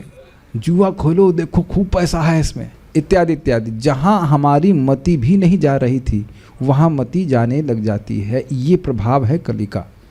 ये आप लोग सुन चुके हो कि नहीं? पहले उसको याद आ रहा है क्यों सोना बोल रहा था? क्योंकि जब तक अनावश्यक धन इकट्ठा नहीं होगा उनकी मति में वो प्रवेश नहीं कर पाएगा। This is how it is. नहीं तो आप बताओ, क्या कोई जबरदस्ती अवैध संग करा सकता है? क्या कि शराब पी नहीं तो मुंह खोल के शराब पी रहा है? तो कैसे कहीं नहीं होता कि कोई मुंह खोल करके जबरदस्ती यमदूत की तरह ठूस रहा है। हर व्यक्ति स्वेच्छा से कर रहा है इसको, है कि नहीं? यहां पे कभी कभी हम देखते हैं, एक भक्त को देखा, अरे प्रसाद के लिए बहुत लंबी लाइन है, हम कहीं और जाकर खा लेंगे। लेकिन जो लोग शराबी होते हैं, देखा लाइन में लग करके शराब लेते लंबी लाइन में, ये तो नहीं कहते लंबी लाइन है छोड़ो आज चरणा में पी के रह जाते लगा है ना, उसकी इंद्रियां लगी पड़ी। पिक्चर देखने के लोग कितने लंबी लंबी लाइन लगा कर खड़े होते हैं, है कि नहीं? आजकल भी करते ही होंगे, पता नहीं रहता है। पहले तो दृष्ट था ये बात, हाँ, तो बहुत लंबी लाइन लगी रहती। बहुत हमको अच्छा ये बात लग रही। इसी प्रकार यदि भगवान के पवित्र नाम गुण आदि के सतत कीर्तन का प्रबंध हो तो कली के प्रवेश के लिए जरा भी अवसर नहीं मिल पाएगा। ये अपने चित्त में देखिएगा, खूब प्रचुर मात्रा में जप करते हैं, कीर्तन करते हैं तो ये टेंडेंसी कम हो जाती है। देखिए मैं अभी कर नहीं पा रहा हूँ, लेकिन प्रभुपाद जी का शब्द है कि अगर 64 माला जप करेंगे तो 4 नियमों का पालन करना बड़ा आसान हो जाएगा। और ये एक सच्ची घटना है। प्रभुपाद जी के शिष्यों के बारे में हम सुने थे कि वो गृहस्थ थे तो संतान उत्पत्ति के दिन उन्होंने 50 माला किया, फिर क्या छोड़ो नेक्स्ट महीने फिर अगले महीने का मौका आया, फिर 50 माला कहते हैं छोड़ो क्या करना नेक्स्ट महीने, ऐसे करके कई दिन तक पोस्टपोन कर दिए। सुना ये बात, भोग की वासना समाप्त हो जाती है। भक्ति विनोद ठाकुर बोल रहे हैं, हमारे भोग में, हृदय में भोग की वासना कभी आती नहीं है, लगातार जलती रहती है। और भगवान की कथा हरिनाम जो है वह है वर्षा की तरह, तो जितना वर्षा की जाएगी उतना ये वासना तभी रहेगी और समाप्त भी हो जाएगी अल्टीमेटली। दिस इज, ये मेरे द्वारा कोई मेरा ओपिनियन नहीं दे रहा हूं मैं, स्वयं नारद जी बोल चुके हैं, दृष्ट है मात्र स्पर्श छयामुह, बार बार जो भोग की इच्छा से जीव ग्रसित है। भव सिंधु प्लव दृष्टो हरिचर्यानुवर्णनम, भव सिंधु, भाव सिंधु को पार कराने वाली नाव क्या है, हरिचर्यानुवर्णनम, भगवान श्री हरि की चर्चा, जो परिचर्या है, सॉरी हरिचर्या मतलब होगी उनके जो कार्य हैं उनका बार बार वर्णन, श्रवण कीर्तन करना, वाकई मति शुद्ध हो जाती है। ये बात है, संसार से कली को भगाने की यही युक्ति है। खूब प्रचुर मात्रा में खूब भगवान के बारे में सुना जाए। आधुनिक मानव समाज में भौतिक विज्ञान के कारण बड़े बड़े विकास हुए हैं, बहुत सुंदर बात प्रभुपाद कह रहे हैं, और लोगों ने वायु में ध्वनि का विस्तार करने के लिए रेडियो की खोज कर ली है। अतएव इंद्रिय भोग के लिए किसी भद्दे स्वर को प्रसारित न करके यदि राज्य भगवान के पवित्र नाम, यश तथा उनके गुणों की दिव्य वाणी को जिस तरह से वे भगवद गीता या भागवत में प्राप्त हैं प्रसारित करने की व्यवस्था करे तो उचित वातावरण उत्पन्न होगा, संसार में धर्म की पुनः स्थापना होगी, और इस प्रकार प्रशासक लोग जो संसार से भ्रष्टाचार के उन्मूलन को लेकर इतने उत्सुक हैं सफल होंगे। कोई भी वस्तु बुरी नहीं है यदि उसका उपयोग भगवान की सेवा के लिए किया जाए। तो आप लोग समझ रहे होंगे शायद कि मैं क्यों उसको पढ़ के उत्साहित हुआ था। हमारा एक प्रयास है इस प्रकार से टेलीग्राम के माध्यम से या व्हाटएवर यूट्यूब के माध्यम से, जूम के माध्यम से तो उन्हीं लोगों को लाभ होगा जो सामने बैठे सुन रहे हैं या मतलब खाना पकाते हुए सुन रहे हैं, जो कुछ भी सुन रहे हैं, लेकिन लाइव सुन रहे हैं। लेकिन रिकॉर्डिंग्स के माध्यम से प्रभुपाद जी की बात को मैं बोल रहा हूँ, अपनी बात तो हम कुछ नहीं रख रहे हैं, प्रभुपाद जी की बात को बोल रहा हूँ शुद्ध। मोस्टली तो प्रभुपाद हम पढ़ते ही रहते हैं कि नहीं, तो वह तो किसी के कान से टकराएगा तो निश्चित प्रभाव दिखाएगा। और ये मैं देखता हूँ कि देखिए इस जगत में ये यूट्यूब और सब चीज़ों को देखकर कितने लोगों का चित्त दूषित हो रहा है कि नहीं। क्या किसी कोई व्यक्ति के पास सुविधा है कि वह नियमित रूप से भागवत को सुन सके? और मैं खुद आश्चर्यचकित हूँ, मुझे इस बात पे आश्चर्य होता है कि हम लोगों ने कितनी कठिन कठिन टीकाएं चर्चा करी है, श्रीधर स्वामी की, चक्रवर्ती पाद की, और उसको भी आज लोग सुन रहे हैं और उनको अच्छा लग रहा है।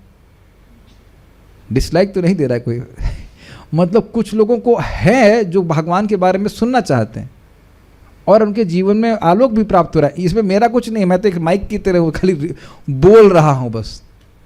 हमको उसमें बहुत ज़्यादा विश्वास होता है, बहुत ज़्यादा, क्योंकि दृष्ट है, सुन सुन करके लोगों का जीवन परिवर्तित हो रहा है।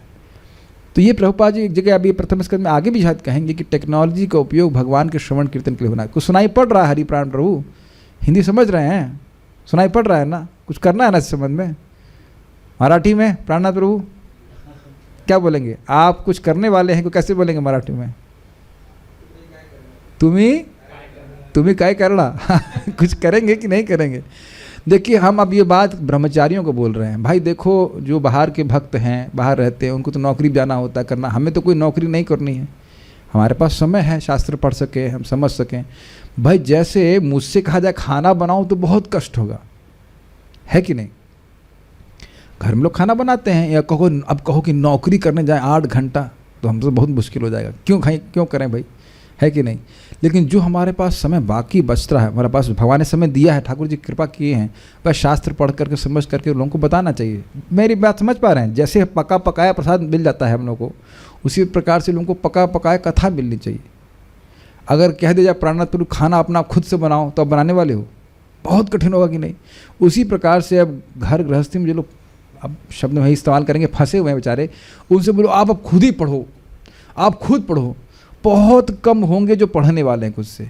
Is it not? आप बुरा तो नहीं मान रहे हो हमारे साथ? नहीं, कौन मान रहा है? कौन मान रहा है? ये तभी वो गृहस्थी में गए नहीं ना हमारे ही सामने नहीं देख रहे हैं। एक गंधर्व आउट हो गए कि नहीं? क्यों? Yes no? आप जान रहे ना, एक गंधर्व 10 मिनट पहले आते थे कीर्तन के, वो बहाना कुछ भी करें, अब तो जूम पे भी नहीं आ रहे हैं, बटन भी नहीं दब रहा है। I don't know what is the reason. भक्ति तो कर रहे हैं, जो कुछ भी कर रहे हैं, लेकिन यस मेरी स्टोरी डिफरेंट होगी ये भारतीय पिक्चर की तरह है, स्टोरी वही रहती है, थोड़ा सा सीन चेंज हो जाता है या आप देखना क्या होता है, बहुत कठिन हो जाता है, बहुत कठिन हो जाता है। आप तो परमानंद अवस्था में कोई दिक्कत नहीं होगी, लेकिन ये जनरली देखा जाता है कि इतना समय नहीं, उलझा रहता है व्यक्ति, इसने ये कह दिया, उसने ऐसा कह दिया, शांति से बैठ के कथा नहीं हो पाती है, इन सेंस पढ़ाई लिखाई नहीं हो पाती इस प्रकार से। तो हमारा कर्तव्य है ये, प्रभु मेरी बात मैं मजाक में कह रहा हूँ, प्रभुपाद इस बात को बोलते हैं, नाना शास्त्र विचार अनेक निपुणों सद्धर्म संस्थापकौ। साधुओं का कर्तव्य है कि शास्त्र, उनका तो है ही, मतलब बाकी लोग कर रहे तो बहुत अच्छी बात है, इनका हमारा तो कर्तव्य है कि शास्त्र को बोला जाए। और महाराज बड़ा अच्छा बोलते हैं इस पर कि साधु लोग यश भगवान का गा गा करके, इट्स लाइक लाउड स्पीकर में गा गा करके जो है लोगों को चेताते हैं। इस पर बहुत सुंदर बात प्रभुपाद जी कहते हैं, बहुत सुंदर बात कहते हैं। देखो भाई, इस जगत में पॉलिटिशियन होता है कि नहीं, तो पॉलिटिशियन का वो हल्ला कैसे करते हैं, माइक लेके, हमारे नेता को आप वोट दें, हमारे नेता को वोट दें, बड़ा बड़ा माइक लाके बोलते हैं कि नहीं, तो कहते हैं कि तभी तक उनको रोटी पानी चलती है। तो इसी प्रकार भक्तों को, साधुओं को भी जोर जोर से बोलना चाहिए, कृष्ण भगवान है, कृष्ण की शरण में जाइए, कृष्ण की भक्ति करिए, इत्यादि इत्यादि। तो बड़ा आराम से कृष्ण खूब कृपा करते रहेंगे, खूब आराम से हमारा जीवन चलेगा, इसमें कोई संदेह नहीं कि बहुत आराम से चल रहा है, सारी सुविधा दे रहे हैं कृष्ण, केवल यही चाहते हैं। साधुओं को बोल रहा हूँ, लाल कपड़े वालों को, और किसी को नहीं और सुनने की जरूरत है, लाल कपड़े वालों को जरूर सोचना चाहिए, कैसे हमने अपना जीवन सब कुछ छोड़ दिया है, कृष्ण कथा नहीं छोड़ना है, देना है, समर्पित करना है, लोगों को बताना है भगवान के बारे में, और ऐसा कि उनको इंटरेस्टिंग लग सके जितना हो सके। बाकी तो जो जिनको लाल कपड़ा देना है उनके लिए भी ठीक है। We must think like this, है कि नहीं, संकीर्ण धारणा नहीं होनी चाहिए। वैसे ये तो सभी के लिए है, सभी लोग भगवान के बारे में सुने और पढ़ें, लेकिन आपको प्रैक्टिकल लेवल पे देखना चाहिए भाई, जिनके बच्चे हैं, परिवार है, वो कैसे इतना कुछ कर समय निकाल पाएंगे। तो ये एक स्वाभाविक सी बात है।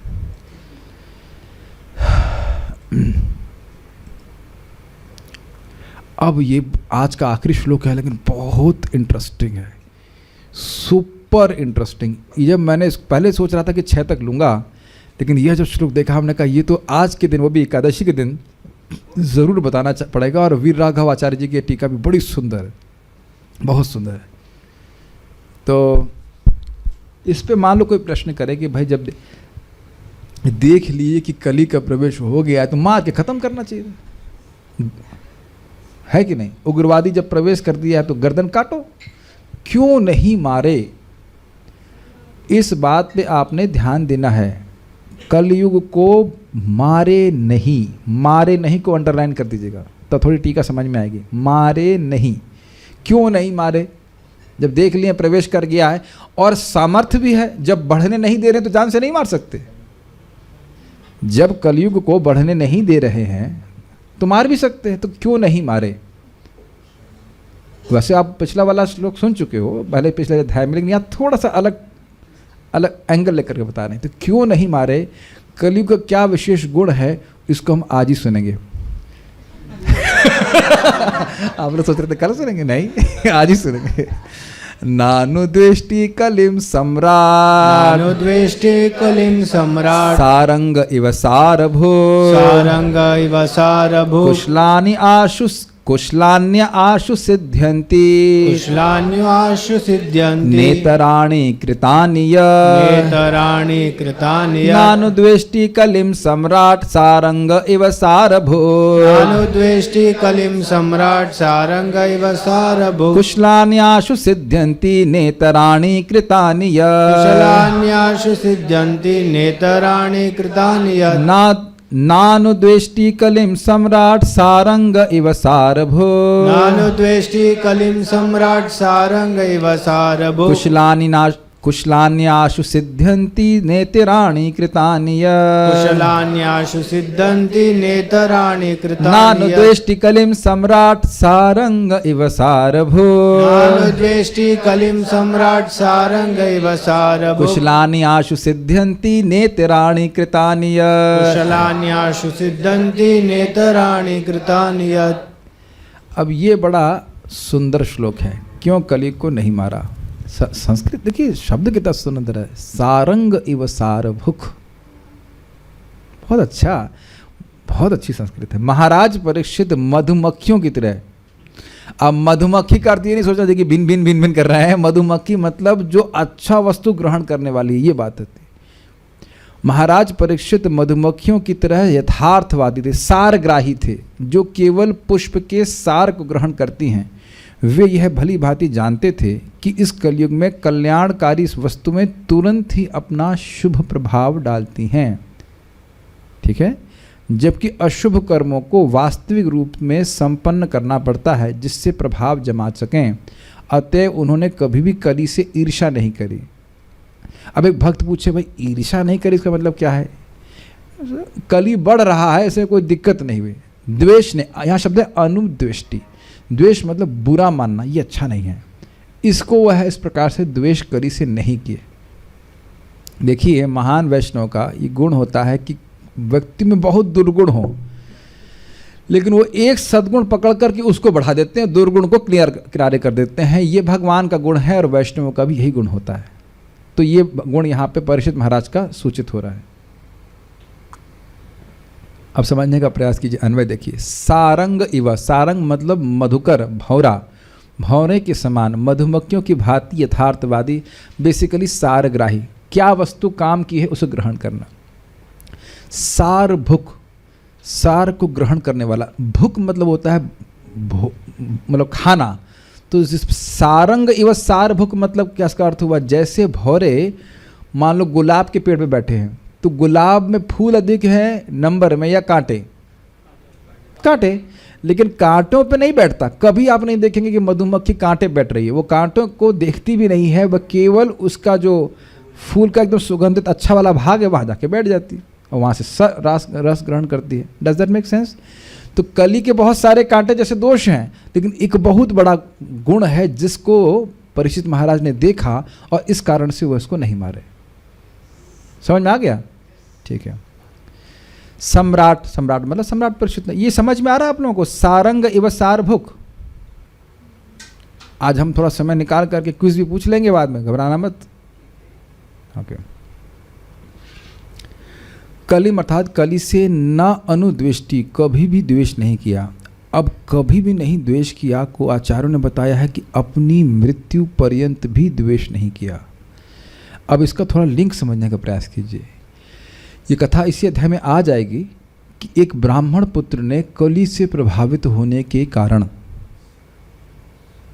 अनावश्यक रूप से उनको मृत्यु दंड दिया परीक्षित महाराज को। तो स्वाभाविक सी बात है, परीक्षित सोच सकते थे, इतना बुद्धू नहीं, वो समझ गए कि कली के प्रभाव से ही मुझे अनावश्यक दंड दिया गया। तुरंत तलवार लगे थे, तेरे को समझ में, अब बताता हूँ तेरे को रहने दिया तो तू अब ये नौटंकी कर रहा है। हम ऐसे बोलेंगे कि नहीं? उस समय भी परीक्षित महाराज के पास सामर्थ्य था कि उस सांप को भी काट देते और कली को भी जान से मार देते। सारा काम कलयुग का था, समझ लीजिएगा। आने वाली कुछ लोग कथा जानते हैं, ब्राह्मण पुत्र को शाप देगा, वह कली से प्रभावित होकर, गर्व याद आ रहा है, गर्व, गर्व एक टांग है कलयुग की। क्योंकि आप लोग के मन में अगर उसके पास पैसे तो थे नहीं, ब्राह्मण के पुत्र के पास पैसे तो थे नहीं, कली से कैसे प्रभावित हो गया? ये नहीं है कि जहां पैसा होगा बस वहीं कली निवास करेगा। जहां भी गर्व आ रहा है वहां है कली। Does that make sense? तो गर्व आ गया, तो गर्व आ गया मतलब कली का प्रभाव। ब्राह्मण को तो राजा से प्रेम करना चाहिए था, तो फिर भी वह द्वेष नहीं किया। अनु का मतलब होता है निरंतर, निरंतर द्वेष नहीं किए, मतलब मरते समय तक भी कली से वह द्वेष नहीं किए, कली को बुरा नहीं माने। किस लिए? कली बुरा व्यक्ति था, उसको डांट भी लगाए, मारने के लिए भी उद्यत थे, लेकिन फिर भी एक गुण देख करके वह नहीं मारे। क्या गुण था? यत, क्योंकि इस कलयुग में कृतानी किए जाने पर कुशलानी प्लस आशु, कुशलान्याशु दिख रहा है। तो कुशलानी मतलब शुभ कर्म और आशु मतलब जल्दी। शुभ कार्य शीघ्र सिद्ध्यंती है, सफल होते हैं। इसका अर्थ आचार्यों ने बताया है कि संकल्प मात्रेण, आपने आज मान लो संकल्प लिया होता कि हम 64 माला करेंगे, नहीं कर पाए, लेकिन संकल्प लेने से लाभ मिल जाता है। बहुत बोल रहे हैं आप। अच्छा चलो, ये बताओ आज सुबह से कितने लोगों ने संकल्प लिया कि 64 करेंगे? मैं नहीं बोला जिसने किसने, कितने लोगों ने कर दिया है, कितने लोगों ने कर लिया है, कितने लोगों ने संकल्प लिया कि 64 करेंगे? ओके, कर दिया बहुत अच्छी बात है, लेकिन बहुत लोग तो संकल्प भी नहीं लिए होंगे 64 करना है, या जो भी। तो मैं मजाक कर रहा था भक्तों से, 64 में क्यों रुक रहे हो? कह दो 192 करेंगे। संकल्प लेने से फायदा मिल रहा है तो क्या दिक्कत है? ये नहीं समझ में आ रहा ना, ऐसा कैसे हो सकता है? अच्छा, कितने लोगों ने आज गायों को भोजन कराया मन में? आप तो खिलाया, ठीक है, आप तो खिलाया, आप खिलाया था। 10,000 वैष्णवों को कौन भोजन करा रहा है कल सुबह द्वादशी वाले दिन मन में? ओके, उसमें भी हैंड रेस नहीं कर रहे हैं। ओह, मन से कैसे करा है? मन से 10,000 लोग खिलाए, मेरा मन थक जाएगा। How will I know too much. तो ये करे कलयुग में ये स्थिति है कि लोग अच्छा सोचते भी नहीं। हो सकता हो ये सोचे कि आप लोग तो खैर डिवोटी हैं, ये जरूर सोचेंगे सामने वाले की थाली कैसे छीनी जाए, है कि नहीं? लेकिन एक अच्छी बात क्या है कि सोचने से ऐसा होता नहीं है। बुरा कर्म सोचने की अधिक प्रवृत्ति है, तो सोचने से नहीं पाप लगता है, पाप करने से लगता है, और अच्छा कर्म सोचने से ही फल देने वाला हो जाता है। कितना अमेजिंग है। इतराणी न, इतराणी मतलब इन कुशल कर्मों से अलग, जो विपरीत हैं। इतर का मतलब समझते हैं, अलग। कुशल मतलब शुभ कार्य, और शुभ कार्यों से इतर, शुभ कार्य से इतर का मतलब क्या होगा? अशुभ कार्य। अब ऐसा ये सब 4 नियम का भंग करना है सब। जबकि अशुभ कर्मों को वास्तविक रूप में संपन्न करना पड़ता है जिससे वे प्रभाव जमा सके। तो आप ये देख नहीं रहे हैं, लोग पैसा खर्च करके लोग अधर्म कर रहे हैं, और धर्म करने का संकल्प भी मन में नहीं उठ रहा। ये कलयुग की स्थिति है। इसीलिए एक बार बड़ी अच्छी घटना हुई, गुड़ाकेश प्रभु से वैसे बातचीत करती रहती, थोड़ा प्रभु जी प्रेम करते हैं, तो प्रभु जी बोले कैसा चल रहा है भजन? हमने कहा प्रभु जी हम तो 16 कर पाते हैं, थोड़ा बहुत और 2 4 5 6 माला कर लेते हैं। तो बड़ा से पीठ थपथपा के से बोल रहे थे, या पीठ तो नहीं थपथपा से, बड़ा इनकरेज करके बोल रहे थे, कलयुग में कर ही कौन रहा है? कौन कर रहा है बताइए? 16 माला भी कौन कर रहा है? कौन लोग सुबह करके कर रहे हैं? लोग यहाँ पे 9-9 घंटे काम करने के लिए तैयार हैं, आकर पस्त होने के लिए तैयार हैं, लेकिन अब कहो कि 16 माला करें, वो तो बट मट की होती है। विचार कर रहे हैं कि हम और अभी सफरिंग कंटिन्यू करें कि ना करें। नहीं, मैं यहाँ पे उपस्थित लोगों को नहीं बोल रहा हूँ। आज हम किसी वक्त बात कर रहे थे, हमको बहुत क्रोध आ रहा था उस पर, क्यों कर रहे हो भाई, जरूरत नहीं, क्यों कर रहे हो? अगर साधना नहीं हो पा रही तुम्हारी तो फिर क्या मतलब है तुम्हारी नौकरी करने का, है कि नहीं? और आज नहीं समझ में आ रहा है, जिस दिन मृत्यु को प्राप्त होगा व्यक्ति तब समझ में आएगा। क्या बोल सकते हैं? ये कली का प्रभाव है कि व्यक्ति बाहर खूब मर लेगा, लेकिन भजन में कुछ भी उसको प्रयास नहीं करना चाहता। लेकिन जो भी हो, कलयुग का ऐसा फायदा है कि थोड़ा सा भी कुछ भजन करता है उसको बहुत बड़ा लाभ प्राप्त हो जाता है, बहुत शीघ्र फल देने वाला होता है। अभी आप देखिए क्या क्या इसके अर्थ है। पहले संस्कृत देख लीजिए। ना अनुद्वेष्टि कलिम सम्राट, सम्राट परीक्षित ने उसको नहीं मारा, कली को नहीं मारा, और द्वेष भी कभी नहीं किया। बुरा नहीं समझ रहे हैं, क्यों? सारंग व सारभुक, वह सारंग भ्रमर के समान सार को ग्रहण करने वाले हैं। क्या सार था भाई? क्या सार को ग्रहण किए? क्या अच्छी बात देखे? तो कह रहे हैं कुशलानि आशु सिद्ध्यंति, कलयुग में अच्छे कार्य बहुत जल्दी सिद्ध हो जाते हैं। क्या जल्दी सिद्ध हो जाते हैं? हजारों साल तक निष्ठ होकर के, बढ़िया से फिक्स होकर के ध्यान धारणा समाधि लगा के जो सिद्धि प्राप्त होती, यहाँ केवल कृष्ण का, केशव का कीर्तन करने से प्राप्त हो जाता है। हरे कृष्णा कृष्णा कृष्णा हरे हरे, हरे राम राम राम हरे हरे।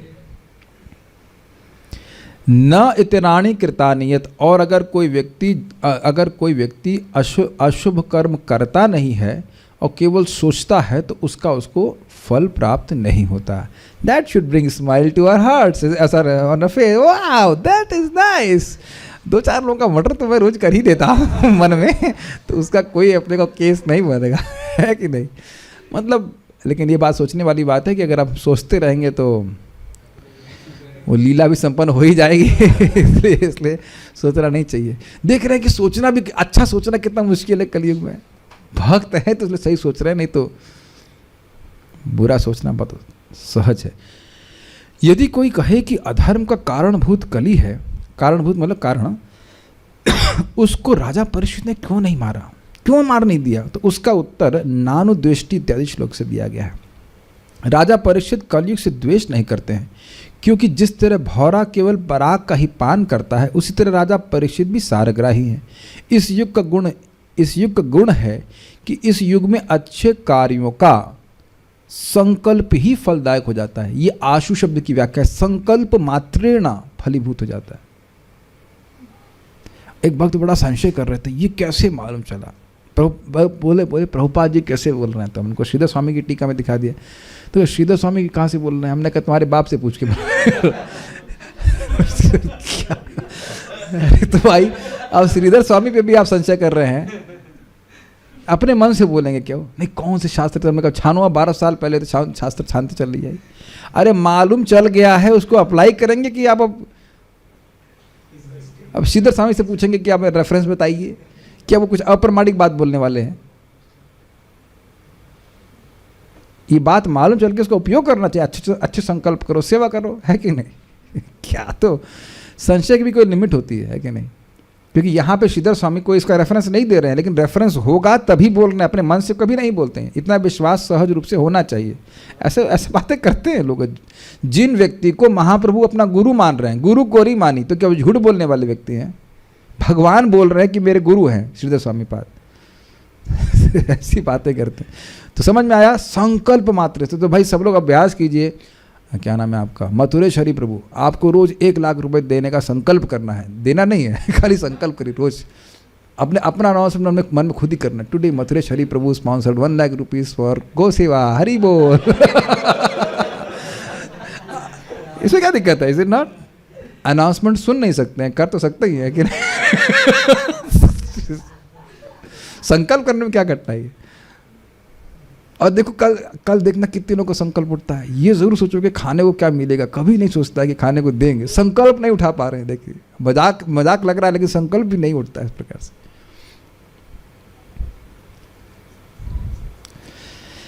और इसका मतलब है कली का प्रभाव बहुत ही तगड़ा है, और पाप कर्म किए जाने पर ही फल देते हैं, केवल संकल्प मात्र करने से नहीं। क्लियर समझ में आया? सार क्या है? उनके पास पहुंचाइए माइक, पंजाब में पहुंचाइए, पंजाब से उत्तर आएगा। पंजाब में माइक दीजिए इनको, पंजाब से आएगा माइक। हाँ बताइए क्या कली का सार है? नहीं समझ में आया? एक मिनट तो बताओ। मैं तो मुझे लगाएगा मैं बहुत खराब टीचर हूँ। नहीं बताया? ठीक है, महाराष्ट्र से उत्तर आएगा। महाराष्ट्र क्या नाम से? मथुरेश हरि प्रभु। नहीं समझ में आया क्या कली का सार था?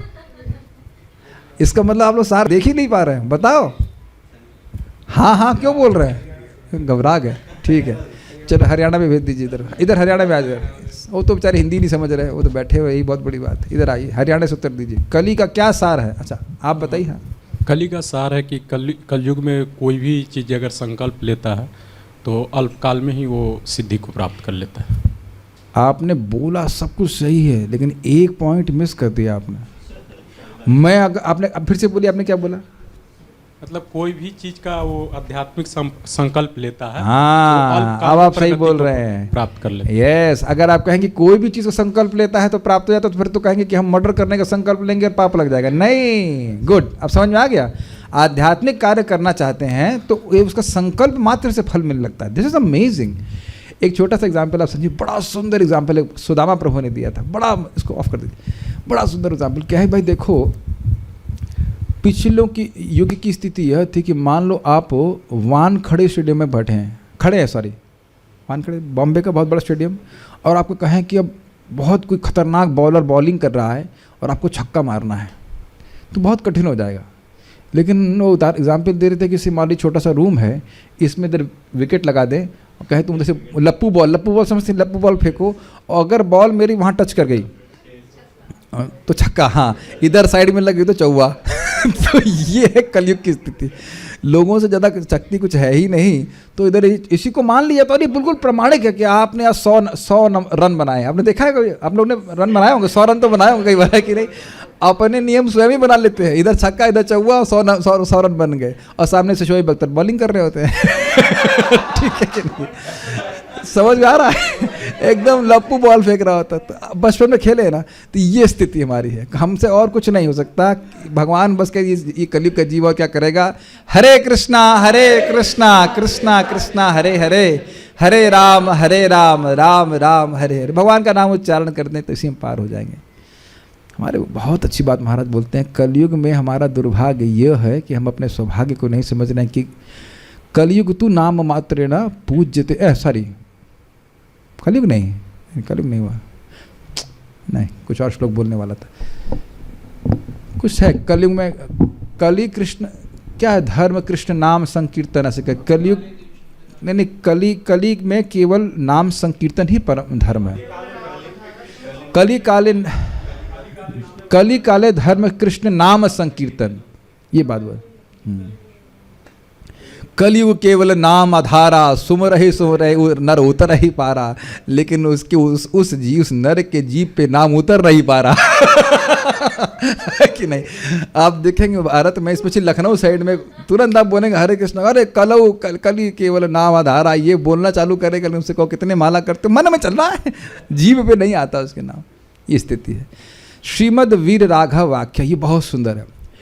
परंतु कली को उन्होंने मारा क्यों नहीं, यदि यह प्रश्न हो तो इस पर यश लोग कह रहे हैं। क्या बात है, सार्वभौम राजा परीक्षित ने, सम्राट ने, न अनुदेष्टि, अनु का मतलब निरंतर, अर्थात अपनी मृत्यु पर्यंत कली से द्वेष नहीं किया, ये अर्थ है। द्वेष का मतलब समझ रहे हैं, ये खराब आदमी है।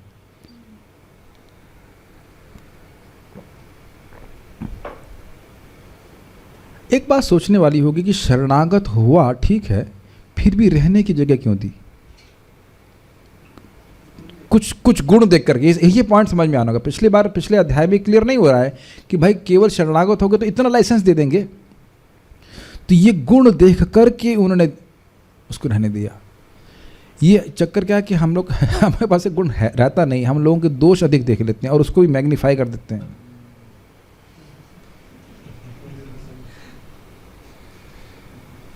ऐसा करते ही हैं, इज इट नॉट? बहुत सेवा किया, कुछ गलती हो जाए, बहुत खराब आदमी, हटाओ उसको।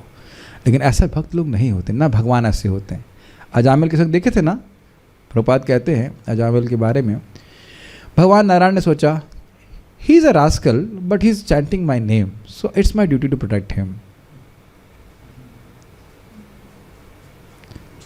देखिए सारग्राही का अर्थ क्या है, वो जान रहे हैं कि दुर्गुण क्या है, फिर भी वो सद्गुण पे ही फोकस करते हैं। ठीक है, अगर दूसरी तरफ से कहा जाए कि वो सद्गुण को ही देखते हैं, उधर ध्यान ही नहीं देते, ये अर्थ और अच्छा होगा। यद्यपि उन्होंने गुण दुर्गुण देखे थे कलयुग के, ऐसा नहीं कि वो नहीं देख रहे हैं, लेकिन सद्गुण पे वो फोकस कर रहे हैं। ये केवल उनको ही नहीं करना है, ये अपने को भी करना है। कलयुग के दुर्गुणों की चर्चा क्या कर सकते हैं, भगवान का कीर्तन करना है, भगवान की भक्ति करके भगवान की प्राप्ति कर लेनी, इस पे फोकस करना है। आगे देखते हैं किस प्रकार से द्वेष नहीं किया, क्यों नहीं किया। जिस प्रकार सारंग अर्थात भ्रमर सारग्राही होता है, उस प्रकार फालतू चीज उसको छोड़ देता है, जो सार है उसको ग्रहण कर लेता है। अब जरा देखिए, सुनिए, बहुत अच्छी बात है।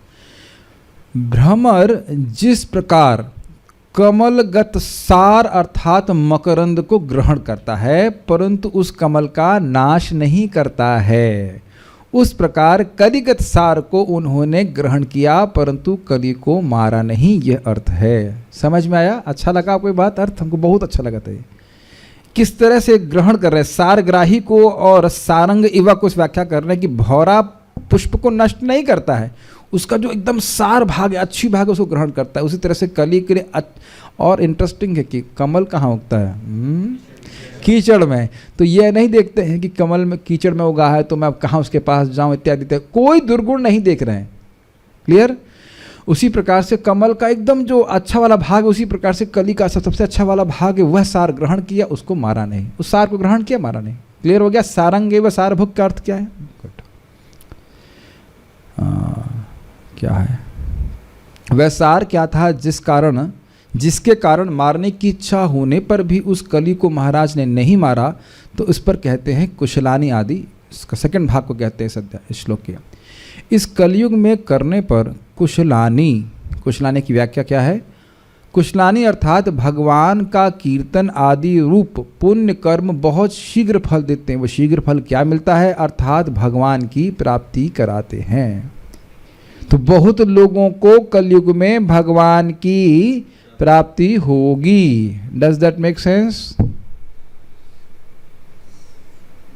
कुछ सुनाई पड़ रहा है? बहुत लोगों को कलयुग में भगवान की प्राप्ति होगी। कैसे? हरे कृष्णा कृष्णा कृष्णा हरे हरे, हरे राम राम राम हरे हरे। बिल्कुल स्पष्ट है। श्रवण कीर्तन के द्वारा ही, कोई तपस्या नहीं करने की जरूरत है। यही भगवान का प्रसाद खाओ, भगवान कीर्तन करो, नाम जप करो, भगवान को प्रणाम करो, भगवान की भक्ति करके बड़ी आसानी से प्राप्त होगी। क्या सतयुग में भक्ति नहीं करते थे? करते थे, लेकिन शीघ्र प्राप्ति नहीं होती थी। ऐसा नहीं है कि सतयुग में भक्ति नहीं करते थे, सतयुग में भक्ति ही करते थे, लेकिन बहुत देर में प्राप्त होता है। मैंने सुना है, इसका प्रमाण नहीं दे पा रहा हूँ अभी, कि 10 साल जो भजन करते सतयुग में, वहाँ वो उसका फायदा कलयुग में 1 दिन में मिलता है। अब लेकिन इसको हम प्रमाण से नहीं बोल सकते कि सुना है, कोई प्रमाण की बात होगा, भक्तों से सुना है, लेकिन अब उसको मैं पढ़ा नहीं हूँ अपने से। और उसमें भी अगर आप समझ ही ना, धाम में बैठे हो तो कितनी स्पीड तेज होगी तो कहना ही क्या है। ठीक है, तो समझ में आ गई बात? ओके, ये सार था। परंतु पाप कर्म उस प्रकार शीघ्र फल नहीं देते हैं। इस सार को ग्रहण करने के कारण उन्होंने कली से द्वेष नहीं किया। इससे यह भी सूचित होता है कि सतयुग आदि में पुण्य कर्म चिरकाल के बाद फल देते थे, परंतु कलयुग में शीघ्र फल देते थे। तो ये बात तो बड़ा स्पष्ट जो मैं भी बोल रहा था, उसका जो डायमेंशन है वो मुझे नहीं पता कि 10 साल और 1 दिन वाला। What do you think about that? कितने लोग सब 10 साल से भजन कर रहे हैं यहाँ पे? कोई नहीं कर रहे हैं, मेरे अलावा कोई भी नहीं कर रहा है। और मेरे को ही तो, हाँ आप कर रहे हो 10 साल, और मेरे को भी 20 साल हुए नहीं अभी। तो अगर हम सतयुग में होते तो 20, थिंक अबाउट इट, जस्ट खाली अगर मान लो ये बात सत्य है तो 20 साल रगड़े आप सतयुग में, और कलयुग में केवल 2 दिन। वाह, दैट्स अ गुड प्रोपोजिशन। तो अब मैं मन तो कर रहा है कि बहुत कठोर शब्द यूज करें, लेकिन अब हल्का शब्द यूज करेंगे। कलयुग का वो बेवकूफ जीव, आप जानते हैं मैं कौन सा शब्द यूज करने वाला हूँ? ऊपर, ठीक है, तो हम उसको कोड में बोल दे रहे हैं।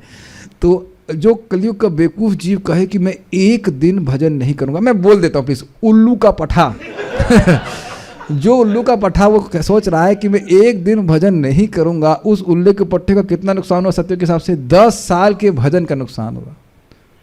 और ब्रज में तो आप सोच लीजिए। खैर, ब्रज में भजन का नुकसान इसलिए नहीं हो सकता है कि सो रहा है तो भी भजन हो रहा है, ये एक अच्छी बात है। लेकिन हमने उल्लू दा पट्टा नहीं बनना है समझ रहे हैं, हमने उल्लू नहीं बनना है। कलयुग हमको बोलता है, रोज उल्लू बनाता है, अरे आज सुबह उठ कर क्या करोगे, कितनी बड़ी मीठी मीठी भीनी भीनी हवा चल रही है, क्रॉस वेंटिलेशन हो रहा है हमारा मन तो रोज ऐसे ही बोलता है, क्रॉस वेंटिलेशन हो रहा है, इसमें क्या उठकर मंगल आरती जाना है तुमको, कि यही समय मिला है तुमको? तो नहीं। लेकिन अब क्या कहा जाए, कलयुग में उल्लू दे पट्टे होते ही है, वो आराम से, कोई चिंता ही नहीं है, मतलब एकदम, हाँ, मतलब भजन होता रहेगा, अब शाम तक कर लेंगे, क्या है, ऐसे करके चल रहा है, मतलब कोई टेंशन नहीं है इसका।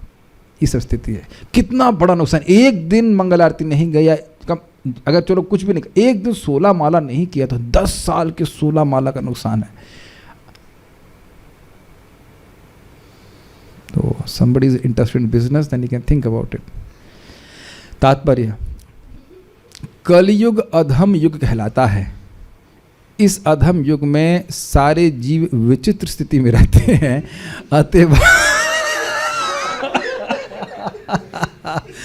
अतः भगवान ने उन्हें कुछ विशेष सुविधाएं दे रखी है। ये बड़ी रुचिकर बात है। हम आज मैं इतना गुस्सा आ रहा था, मतलब इतना ताप था, मंदिर से यहाँ तक आने मेरा दिमाग गर्म हो गया ना, इतना ताप था। मैंने कहा हम यहाँ क्यों रह रहे हैं ना, मटेरियल वर्ल्ड में क्यों रह रहे हैं, क्या मिल रहा है? केवल कुछ नहीं मिल रहा है, लगे पड़े हैं, कुछ नहीं मिल रहा है। एक भक्त बता रहे सुबह क्या खाते हैं? ओट्स, दोपहर में तो रोटी सब्जी, और शाम को नहीं खाते, फिर दलिया खाते हैं। हमने कैसे तो अहमदी हम लोग खा रहे हैं यहाँ पर। तो ये कहना भी थोड़ा संदेह है कि भोग कौन से आश्रम में मिल रहा है और तपस्या कौन से आश्रम में है।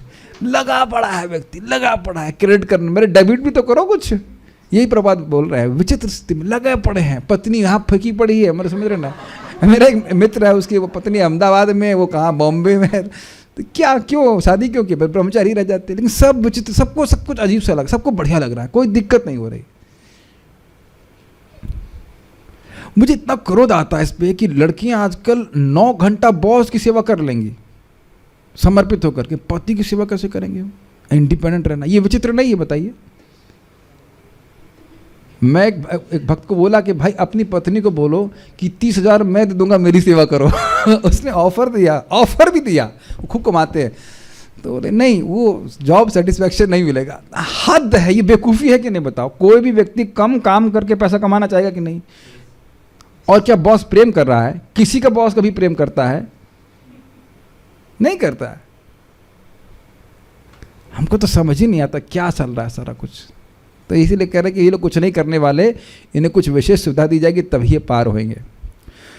अतः भगवान की कृपा से जब तक जीव किसी पाप पूर्ण कार्य को वास्तव में करता नहीं है तब तक वह उस कर्म का भागी नहीं होता। ये तो स्पष्ट है। अन्य युगों में पाप पूर्ण कर्म का विचार करने से ही मनुष्य कर्म फल का भागी बन जाता है। उदाहरण रेणुका। रेणुका जानते हैं? जामदग्नि की पत्नी, वो गई थी पानी भरने के लिए, कोई गंधर्व आया था, तो गंधर्व को नहीं देखी थी कुछ गलत निगाह से नहीं देखी थी, उनका विमान देखनी थी कितना अच्छा है। महाराज बोल रहे थे कि जैसे यहाँ कोई बड़ी नई कार आती है तो थोड़ा थोड़ी देर के देखने लगता है, तो थोड़ी देर देखने लगी कि ये क्या विमान है इत्यादि इत्यादि, और इस कारण से उनको विलंब हो गया था आने में पति की सेवा में, तो उनको उसका केवल थोड़ा सा सोचने का दंड प्राप्त हुआ था, ये रहता था। अब आप सोचिए कि हमारे मन में जो पवित्र विचार चल रहे हैं उसका दंड मिलने लग जाए तो बड़ी हालत खराब हो जाएगी कि नहीं? तो ये चीज़ है। तो कह रहे हैं नहीं, अन्य ऐसा नहीं होता, ऐसा नहीं होता। इसके विपरीत इस युग में जीव को शुभ कर्म के चिंतन मात्र से ही उसका फल प्राप्त हो जाता है। स्पष्ट है? तो भाई चिंतन करना शुरू करें। अतएव अत्यंत विद्वान एवं अनुभवी राजा होने के कारण महाराज परीक्षित कली से किसी अनावश्यक द्वेष नहीं रखते थे, से कोई अनावश्यक द्वेष नहीं रखते थे, क्योंकि वे उसे कोई पाप कर्म करने का अवसर ही नहीं देना चाहते थे। समझ में आया? ये इसके पोजीशन ये है कि पाप कर्म करने से नुकसान होगा तो हम करने ही नहीं देंगे। ये परीक्षित महाराज की बात थी। उन्होंने अपनी प्रजा को कलयुग के पाप कर्मों में पड़ने से बचाया और साथ ही उन्होंने कली के लिए कुछ स्थान नियत करके उसे भी पूरी सुविधा प्रदान कर दी कि तुम भी कर लो भाई जो करना रहना चाहते हो। श्रीमद् भागवत के अंत में कहा कि यद्यपि कली के निंद कृत्य विद्यमान है तो भी कलयुग में बड़े बड़े लाभ भी हैं। 11वें स्कंद में भी कहा गया है, और 12वें में क्या कहा गया है? कली दोष निधे राजन अस्ति एको महान गुणा कीर्तनाद एव कृष्णस्य मुक्त संगा परम व्रजेत। मनुष्य मात्र भगवान नाम के जप कीर्तन द्वारा मोक्ष लाभ प्राप्त कर सकता है। यही बात हम बोल रहे थे इस श्लोक के द्वारा। अतएव महाराज परीक्षित ने भगवान के पवित्र नाम के कीर्तन के प्रचार हेतु संगठित प्रयास किया और उन्होंने जनता को कली के पास से बचा लिया। जितना अधिक नाम संकीर्तन होगा कली का प्रभाव दूर रहेगा। इसी लाभ के कारण कभी कभी बड़े बड़े मुनि कलयुग की जय मनाते हैं। वेदों में भी कहा गया है कि भगवान कृष्ण की लीलाओं की चर्चा से मनुष्य कलयुग की सारी बुराइयों से छुटकारा पा सकता है। किस लोग को कह रहे हैं पता नहीं। श्रीमद् भागवत के आरंभ में यह भी कहा गया है कि श्रीमद् भागवत के पाठ से परमेश्वर मनुष्य के हृदय में स्थापित हो जाते हैं। तो इसका मतलब क्या हुआ? कलयुग का प्रभाव बाहर चला जाता है। ये कलयुग के कुछ लाभ हैं और महाराज परीक्षित ने इन सशक्त लाभों को ग्रहण किया और असली वैष्णव होने के नाते उन्होंने कलयुग का बुरा नहीं सोचा। आगे हम बड़ा स्पष्ट तात्पर्य प्रभुपाद जी का, आगे हम उसको कल सुनेंगे। कोई प्रश्न है किसी भक्त का? कली में आध्यात्मिक कर्म का संकल्प लेने मात्र ही फलदायक है। हाँ ठीक है। क्या इसका एक और अर्थ यह भी हो सकता है कि यदि वो आध्यात्मिक कर्म हमारी करने की सीमा से बाहर हो तो और हम संकल्प लें तो भगवान किसी दिन हमें वो कर्म की शक्ति भी प्रदान कर देंगे? वो तो भगवान के ऊपर है, लेकिन फल तो मिल जाएगा, फल मिल जाएगा। अब वो फल वो करने की शक्ति भगवान दें या ना दें, भगवान की इच्छा, लेकिन फल उसको मिल जाएगा। ये भी विश्वास नहीं हो रहा है ना। विश्वास हो जाए तो सोचेंगे ना, सुबह प्लेट, मेरे संग भी नहीं होता, प्लेट में प्रसादम आते ही मैं सोचता नहीं हूँ कि 20,000 लोग खिला दिया उसके बाद मैं खा रहा हूँ। कोई लिमिट है मन में काम करने की। We don't think, at least we should think about preaching. Okay, और कोई प्रश्न नहीं है, ठीक है। सो चलिए स्टॉप हियर। श्रीमद् भागवतम की जय, श्रील प्रभुपाद की जय, निताई गौर प्रेमानंदे।